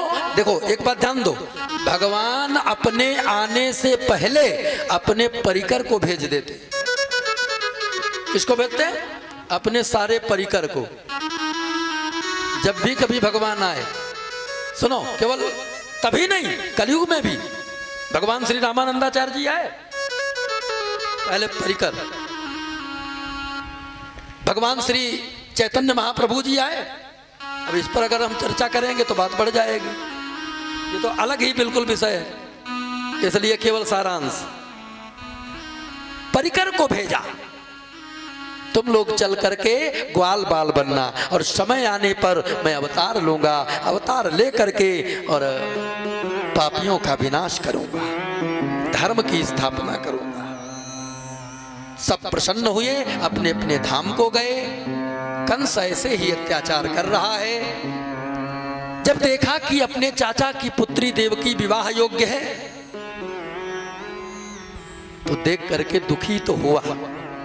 एक बात कहूं, ये दुष्ट लोग जो होते हैं ना, दुष्ट, इनके अंदर करुणा जल्दी नहीं आती, और अगर आ ही जाए तो दुष्ट काहेंगे, तो दुष्टों को करुणा नहीं। लेकिन आज आ गई कि बहन विवाह योग्य है और मैंने अपने पिता के साथ इसको भी जेल में डाल दी, इसके भी पिता को जेल में डाल दिया, तो अब तो सारा दायित्व तो हमारे ऊपर है।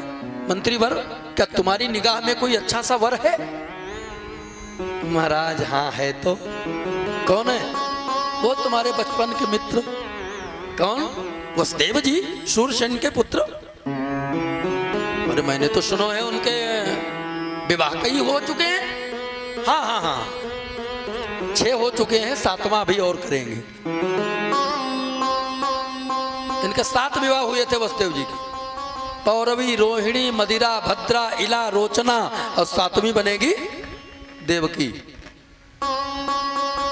7 विवाह, ये 7वें नंबर पर विवाह होने जा रहा है। वसुदेव जी तैयार हो गए, ठीक है करूंगा विवाह। विचार किया चलो राजघराने से रिश्ता जुड़ेगा, क्या होने वाला है ये किसको पहले क्या पता है।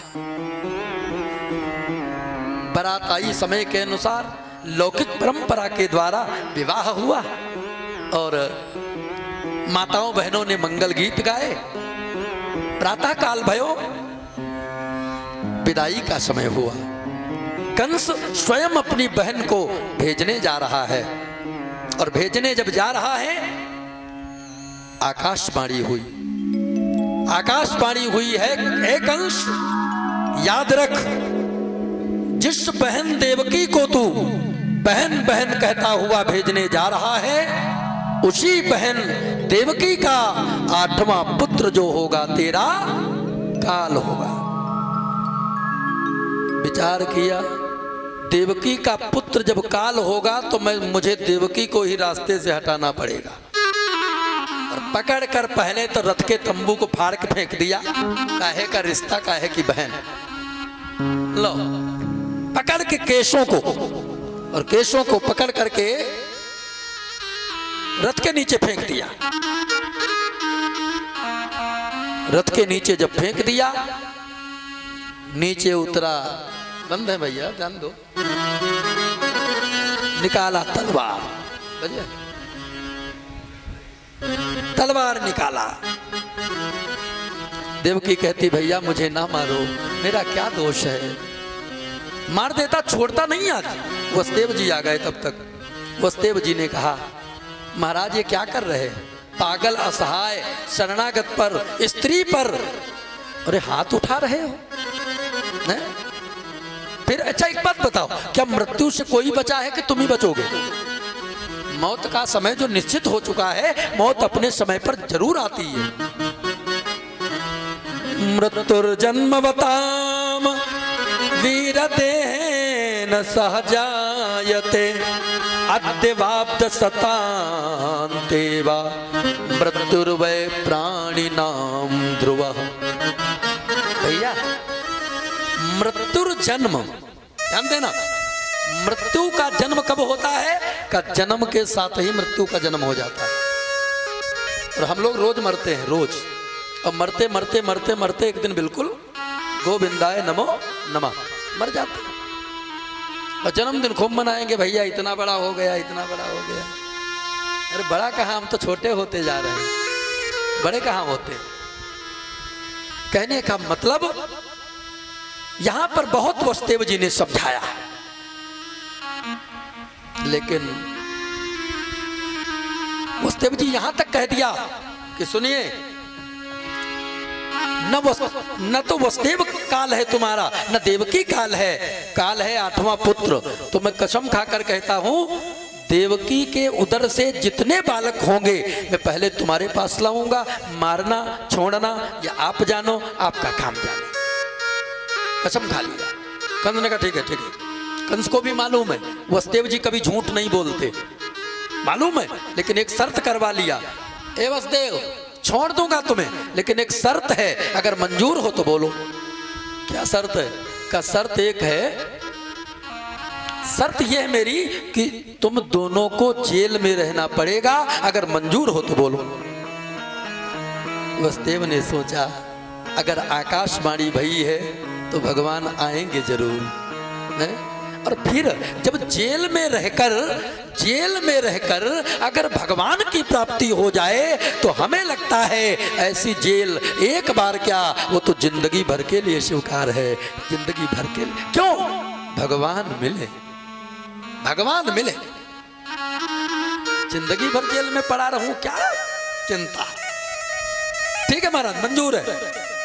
हाथ में हथकड़ी, पांव में बेड़ी, आहा, जेल में डाल दिए गए, जेल में पड़े हैं और यही कहते हैं,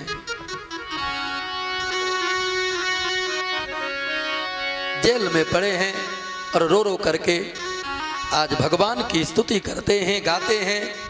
धीरे धीरे धीरे धीरे धीरे धीरे 1 वर्ष व्यतीत हुआ। 1 वर्ष व्यतीत हुआ तो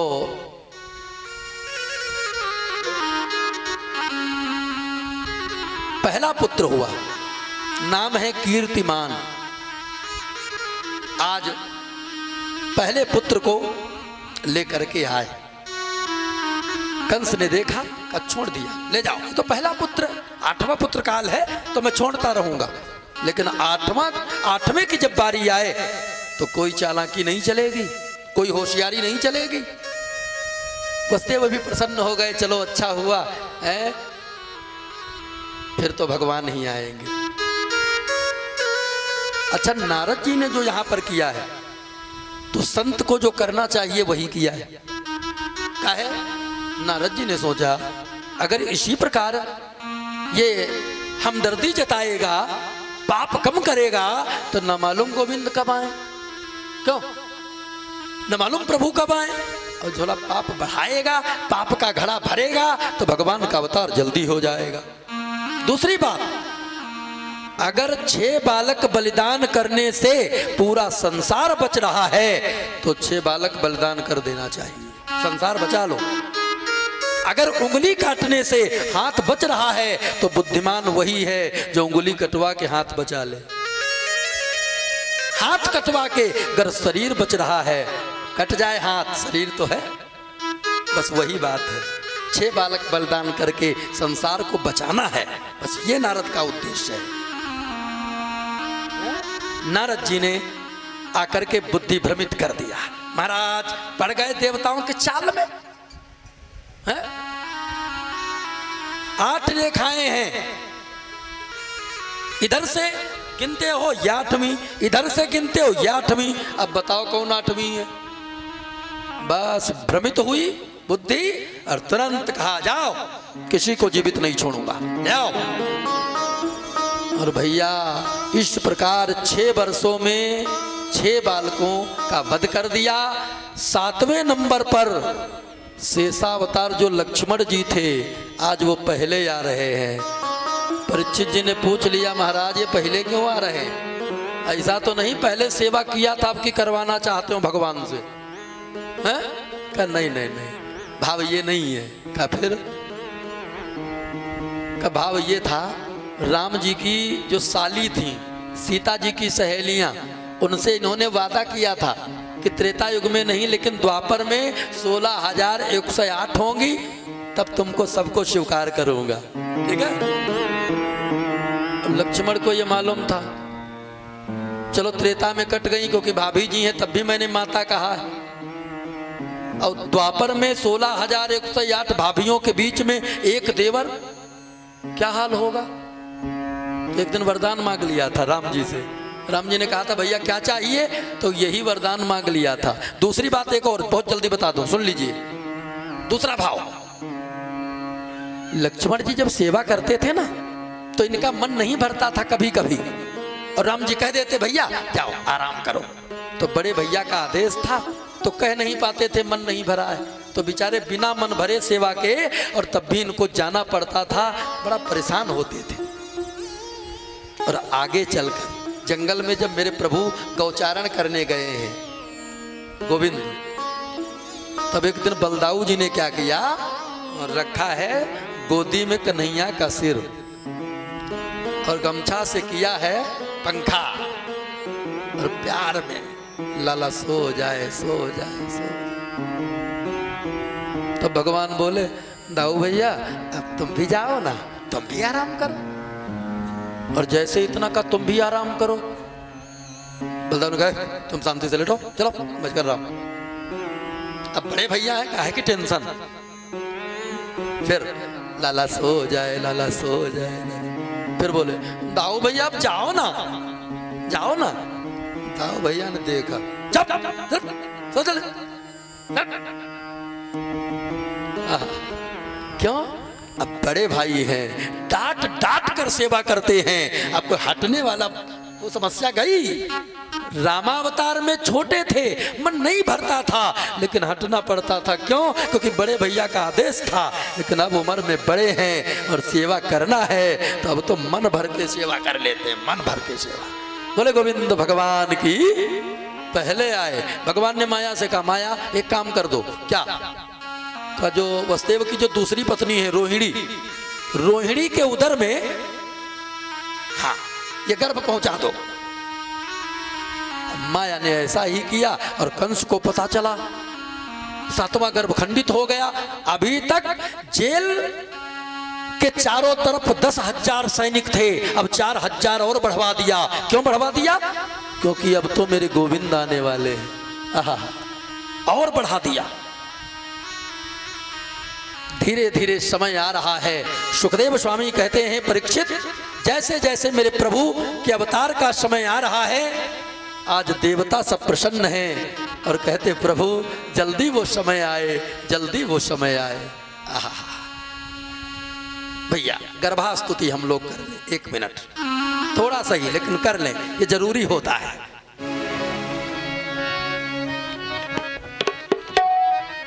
स्वागतम कृष्णा शरणागतम कृष्णा हो, स्वागतम कृष्णा शरणागतम कृष्णा। सब लोग आए। स्वागतम सो स्वागतम स्वागतम कृष्णा, स्वागतम स्वागतम स्वागतम कृष्णा। हरि बोल। स्वागतम कृष्णा शरणागतम कृष्णा हो, स्वागतम कृष्णा। गाइए कृष्णा। सत्यव्रतम सत्य परम त्रिसत्यम सत्यस्य योनिम निहतम च सत्ये, सत्यस्य सत्यमृत सत्य नेत्रम सत्यात्मकम त्वाम शरणं प्रपन्ना। स्वागतम कृष्णा शरणागतम कृष्णा हो,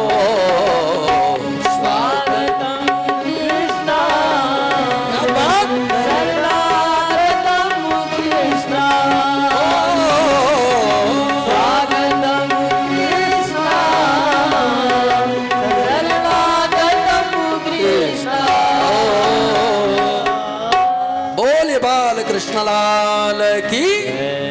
देखिए, पहले मेरे प्रभु चतुर्भुजी मूर्त में प्रकट भय। बोले नारायण भगवान की। चतुर्भुजी मूर्त में प्रकट भय। अब देखिए 10 मिनट, थोड़ी प्रसन्नता होनी चाहिए सबके चेहरे पर। आज जो प्रसन्न हो गया वो हमेशा प्रसन्न रहेगा। भैया चतुर्भुजी मूर्त में प्रकट भय, अब हाथ में शंख चक्र गदा। तो देवकी वसुदेव प्रणाम करने लगे। भगवान ने कहा, लो कर लो कर लो बात। अरे मैया प्रणाम हमको करना चाहिए तो प्रणाम तू कर रही है?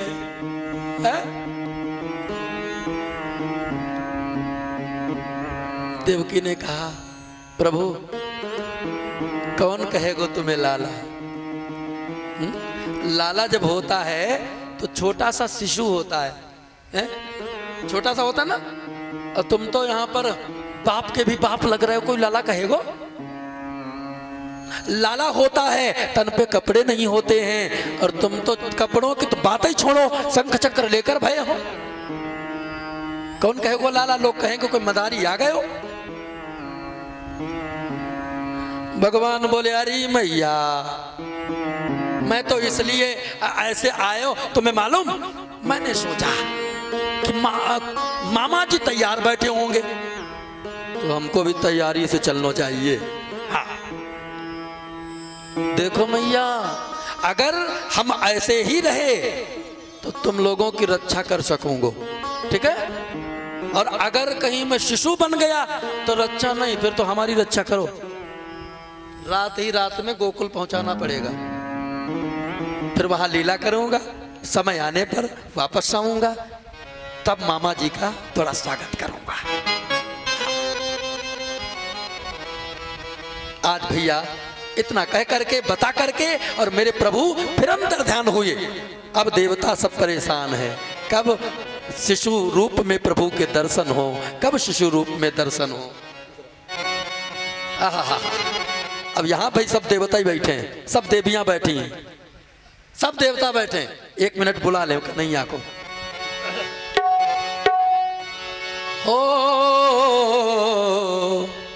आजा श्यामा जो तेनु रसता निहार लो, आजा श्यामा जो तेनु रसता निहार लो। अरे आजा आजा श्यामा जो तेनु रसता निहार लो, आजा श्यामा जो तेनु रसता निहार लो। अरे जन्म जन्म दी अखियां प्यासी,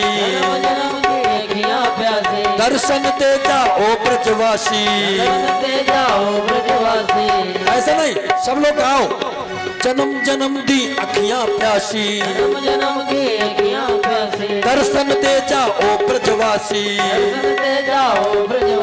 आजा श्यामा जो तेनु रसता निहार लो, आजा श्यामा जो तेनु रसता निहार लो। अरे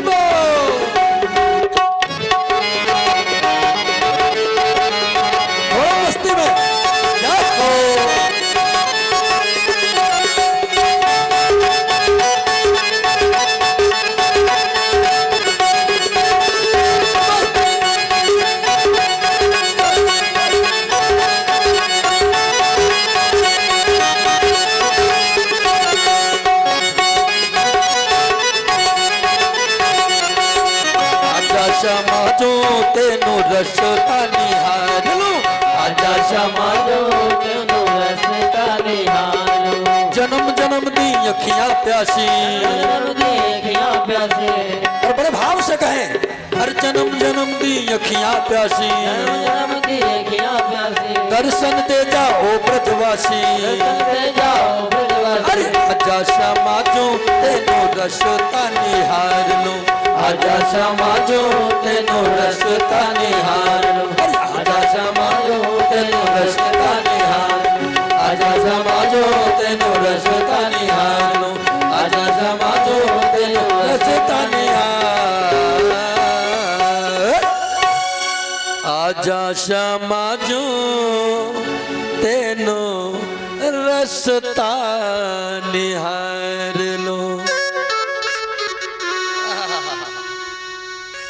भादव कृष्ण पक्ष अष्टमी तिथि, दिन बुधवार, रोहिणी नक्षत्र, हर्षण योग, और मेरे प्रभु शिशु रूप में प्रकट हो गए।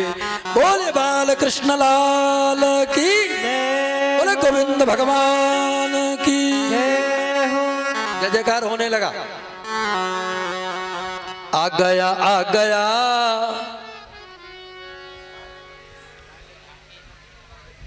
अच्छा तो आने दीजिए।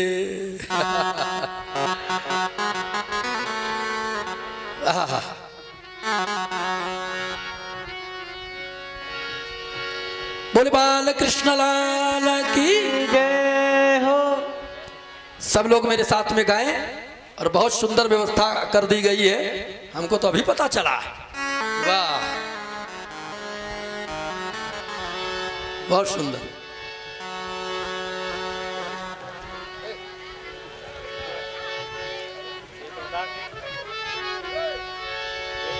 अरे आजा श्यामा जो, यमुना जी बह रही हैं, यमुना जी को पार करके प्रभु को जाना पड़ा है, वसुदेव जी लेकर गए। और यमुना जी इतनी तेज बह रही हैं, भगवान कहता रहे नीचे चली जाना। स्वामी जी के पैर छुए बगैर थोड़ी ना नीचे जाने वाली है। स्वामी जी के पैर छुए बगैर नहीं। भगवान ने कहा बड़ी तू स्वार्थिन है यमुना, स्वामी जी के चरण मिल जाए और ससुर जी कहीं भी जाएं कोई परवाह नहीं है। तब चरण छुआए। आहा। अब आइए सब लोग थोड़ी देर मना लें उत्सव, फिर जो इसकी लीला की जो कथा है ये फिर कल से प्रारंभ करेंगे। आ गया मेरा नत लाला आ गया, बोलो आ गया मेरा नत लाला आ गया मेरा नत लाला आ गया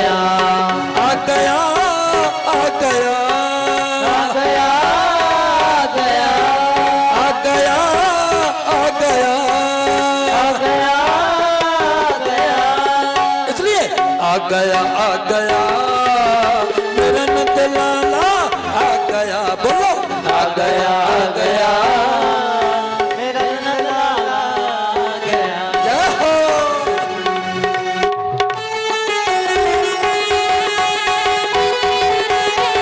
मस्ती में जय हो।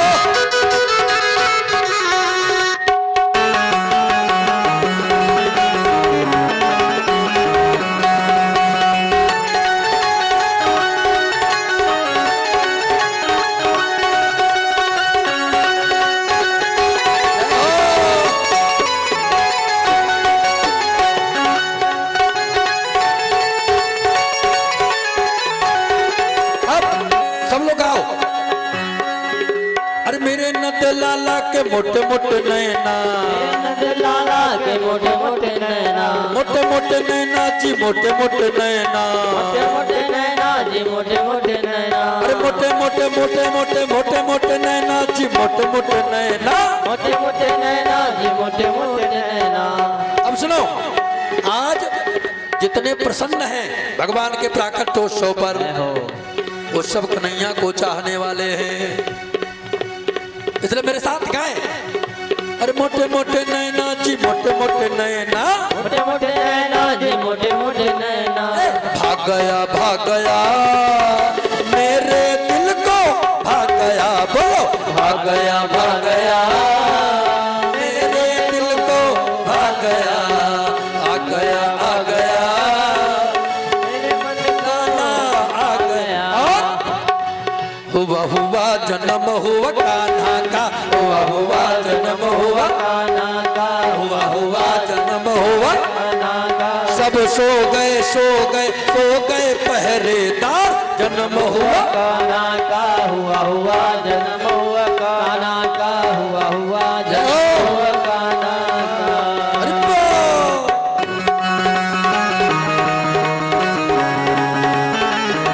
रहो। थोड़ा मस्ती में।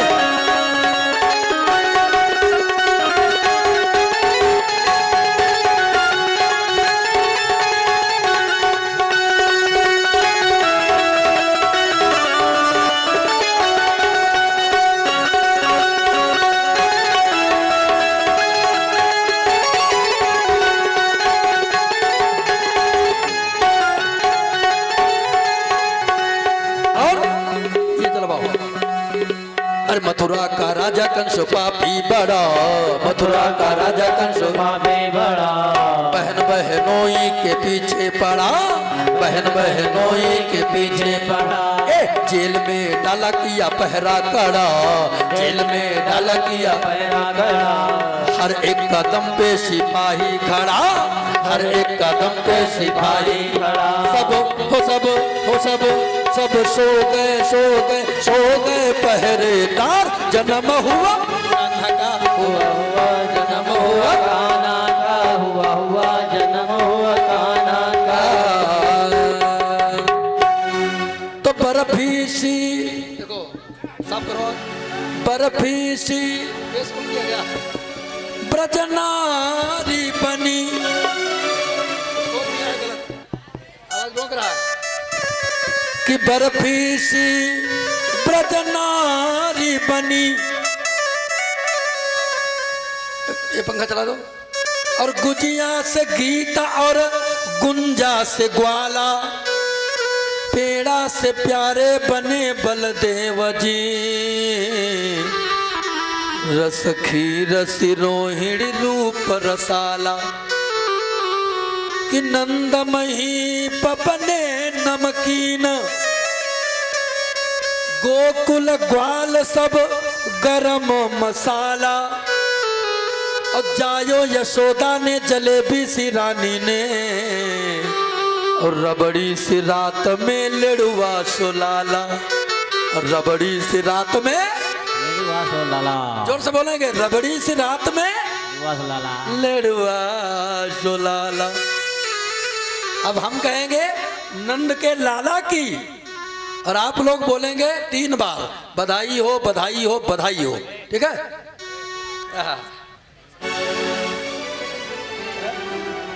बधाई हो।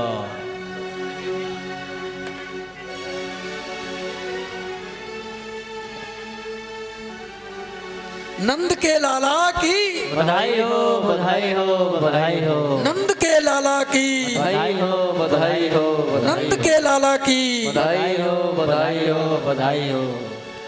जय हो महाराज।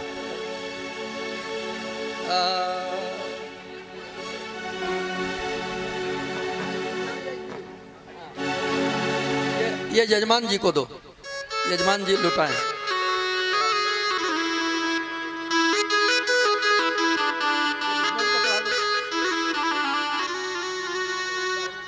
लुटा दो। हाँ, अब देखिए बधाई आ रही, लुटाने जा रहे हैं, तो हम गाने वाले गा लें। ठीक है, बधाई हो, बधाई हो। आज कोई रोक नहीं है, छरकैया दे के नाच भी सकते हैं। ठीक है, और आंगन में, आंगन में, जय जय बधाई हो। आंगन में, आंगन में, देखो नाच भी सकते हैं, आराम से आराम से। देखो बच्चे गड़बड़ करने लगे। और जो बधाई जो लोग करने वाले हैं, परीक्षित जी, परीक्षित जी ने बधाई किया, भैया बधाई करना पड़ेगा कुछ। जो भी बधाई करने वाले हैं वो भी चले आएंगे और अपनी इच्छा अनुसार यहाँ पर बधाई भी कर सकते हैं। ठीक है, बधाई गाई जाएगी, बधाई लुटाई भी जाएगी। अरे आंगन में बधाई हो। हाँ अभी लो, अभी। अरे आंगन में, बस रुक जाओ, बैठ जाओ, सबको बिठा दो, सब सिस्टम हाँ गड़बड़ हो गया। अरे बधैया बाजे आंगन में, बधैया बाजे आंगन में, बधैया बाजे आंगन में, आंगन में, आंगन में, आंगन में, आंगन में। स्टॉप। जो जहां बैठे एक बार हाथ उठाए, थोड़ा ध्यान केंद्रित हो। जय हो। भाई यहाँ भीड़ क्यों लगी? यहाँ पर क्या है, लोग खड़े सब लोग भाई।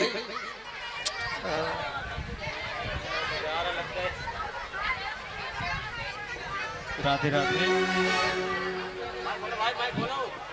राधे राधे। सभी लोग निर्देशों का पालन करें। आपके पास हर चीज उपलब्ध है, सबको मिलेगा। आप अपने अपनी जगह में वहीं स्थान है बैठ जाएं। बैठ जाओ, बैठ जाओ सब लोग। ना आपको वहीं सब व्यवस्थित वितरित किया जाएगा। बैठ जाइए, सभी को मिलेगा।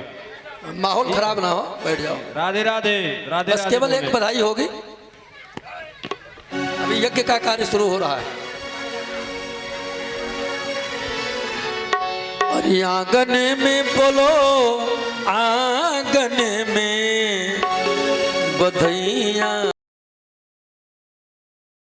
में, बधैया बाजे आंगन में, बधैया बाजे आंगन में, आंगन में, आंगन में, आंगन में, आंगन में, आंगन में बधैया बाजे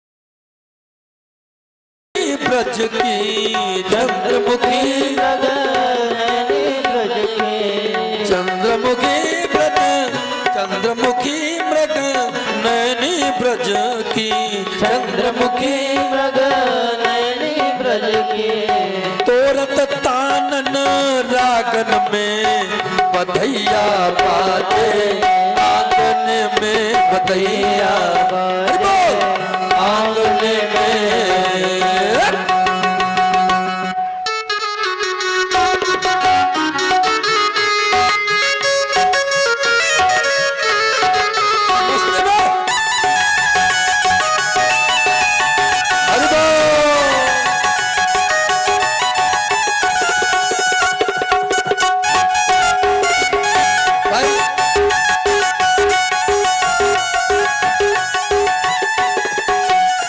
ये क्या हो रहा था वो?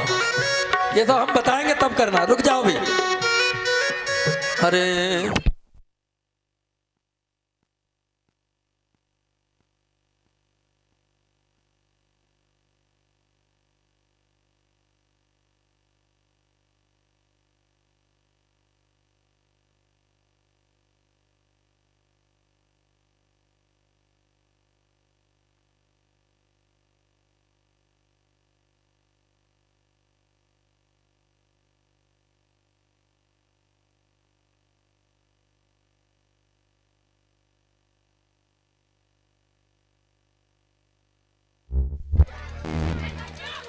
क्या कर रहे हो तुम लोग भाई? भैया सुंदर हटो यहाँ। बीच कार्यक्रम में तुम लोग मन का अपना करने लगते हो। जितना कहा जाए उतना किया करो केवल।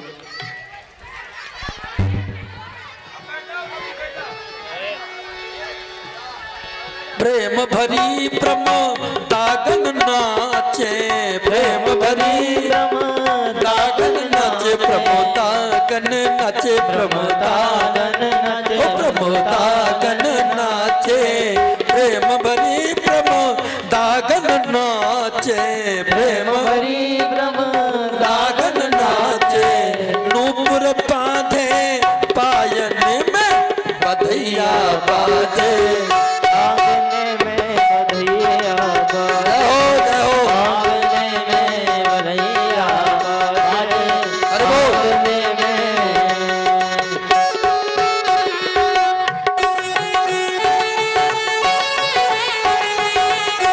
ताली बजाते हुए सब लोग मस्ती में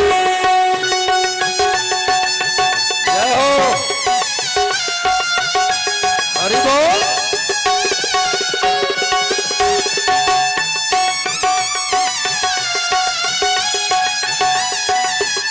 जय हो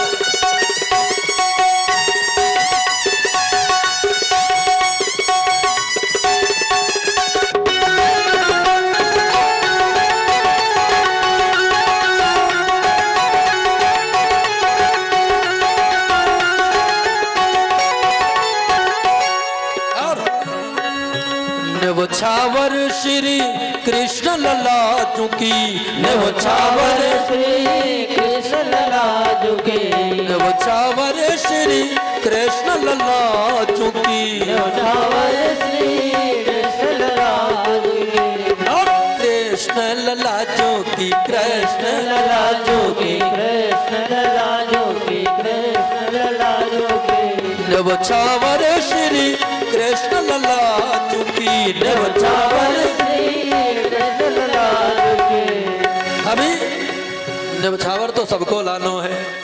नवछावर श्री कृष्ण लला चुकी नवछावर श्री कृष्ण लला जुगे नहीं कोई सकूचत माँ करने में बधैया बाजे आंगन में बधैया आंगन में बधैया आंगन में अरे बोल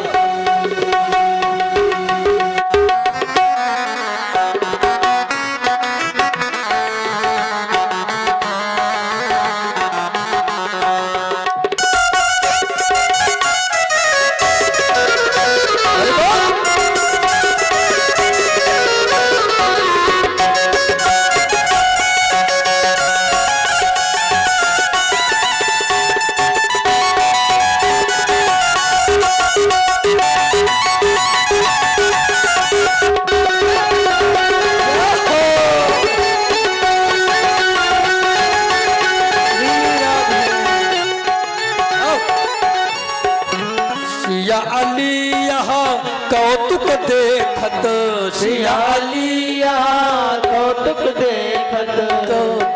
देखत हाँ कौतुक देखत, कौतुक देखत हाँ कौतुक देखत, सिया अली यहाँ कौतुक देखत, सियालिया कौतुक देखत, फिर बीती रजनी जागने में बधैया बाजे, आंगन में बधैया बाजे जय हो, आंगने में बधैया बाजे, आंगन में बधैया बाजे, आंगन में बधैया बाजे, आंगन में बधैया बाजे, आंगन में बधैया बाजे, आंगन में बधैया बाजे, आंगन में बधैया बाजे, आंगन में बधैया बाजे, आंगन बधैया बाजे, आंगन में। अब यही बधाई बधाई हो। पूजन करने वाले आए और पूजन कर लें, क्योंकि ऐसा मौका बार बार नहीं आता। आज मौका आया है, उसका सदुपयोग करें। उत्सव की बात करें तो अब रोज लास्ट में होंगे। उत्सव का अर्थ क्या है? उत मीन्स ईश्वर, सौ मीन्स प्राकट्य। कथा सुनते सुनते जब ईश्वर का प्राकट्य हो जाए, समझ लो उत्सव हो गया। ठीक है, तो उत्सव कल गिरिराज महोत्सव, गिरिराज पूजन महोत्सव यहाँ मनाया जाएगा। कोशिश करेंगे स्थापना की जाए, सभी भक्त विधिवत गिरिराज पूजन महोत्सव मनाएं। और परसों भगवान का विवाहोत्सव, मतलब हर कथा में रोज अब आज से उत्सव प्रारंभ हो गए हैं। तो जो भी भगत पूजा करने चाहें फटाफट आ जाएं। आचार्य जी अभी यज्ञाचार्य जी यज्ञ में हमको लगता है इंतजार कर रहे हैं। काफ़ी लेट हो गया, क्षमा चाहेंगे। लेकिन आज के दिन तो कौन समय का ध्यान रखता है। मास दिवस कर दिवस भा, मरम न जाने कोई। जब एक महीना का दिन हो गया, जब सूर्य भगवान नहीं हटे, तो हम लोग तो साधारण लोग हैं। ये पंखा फिर बंद हो गया।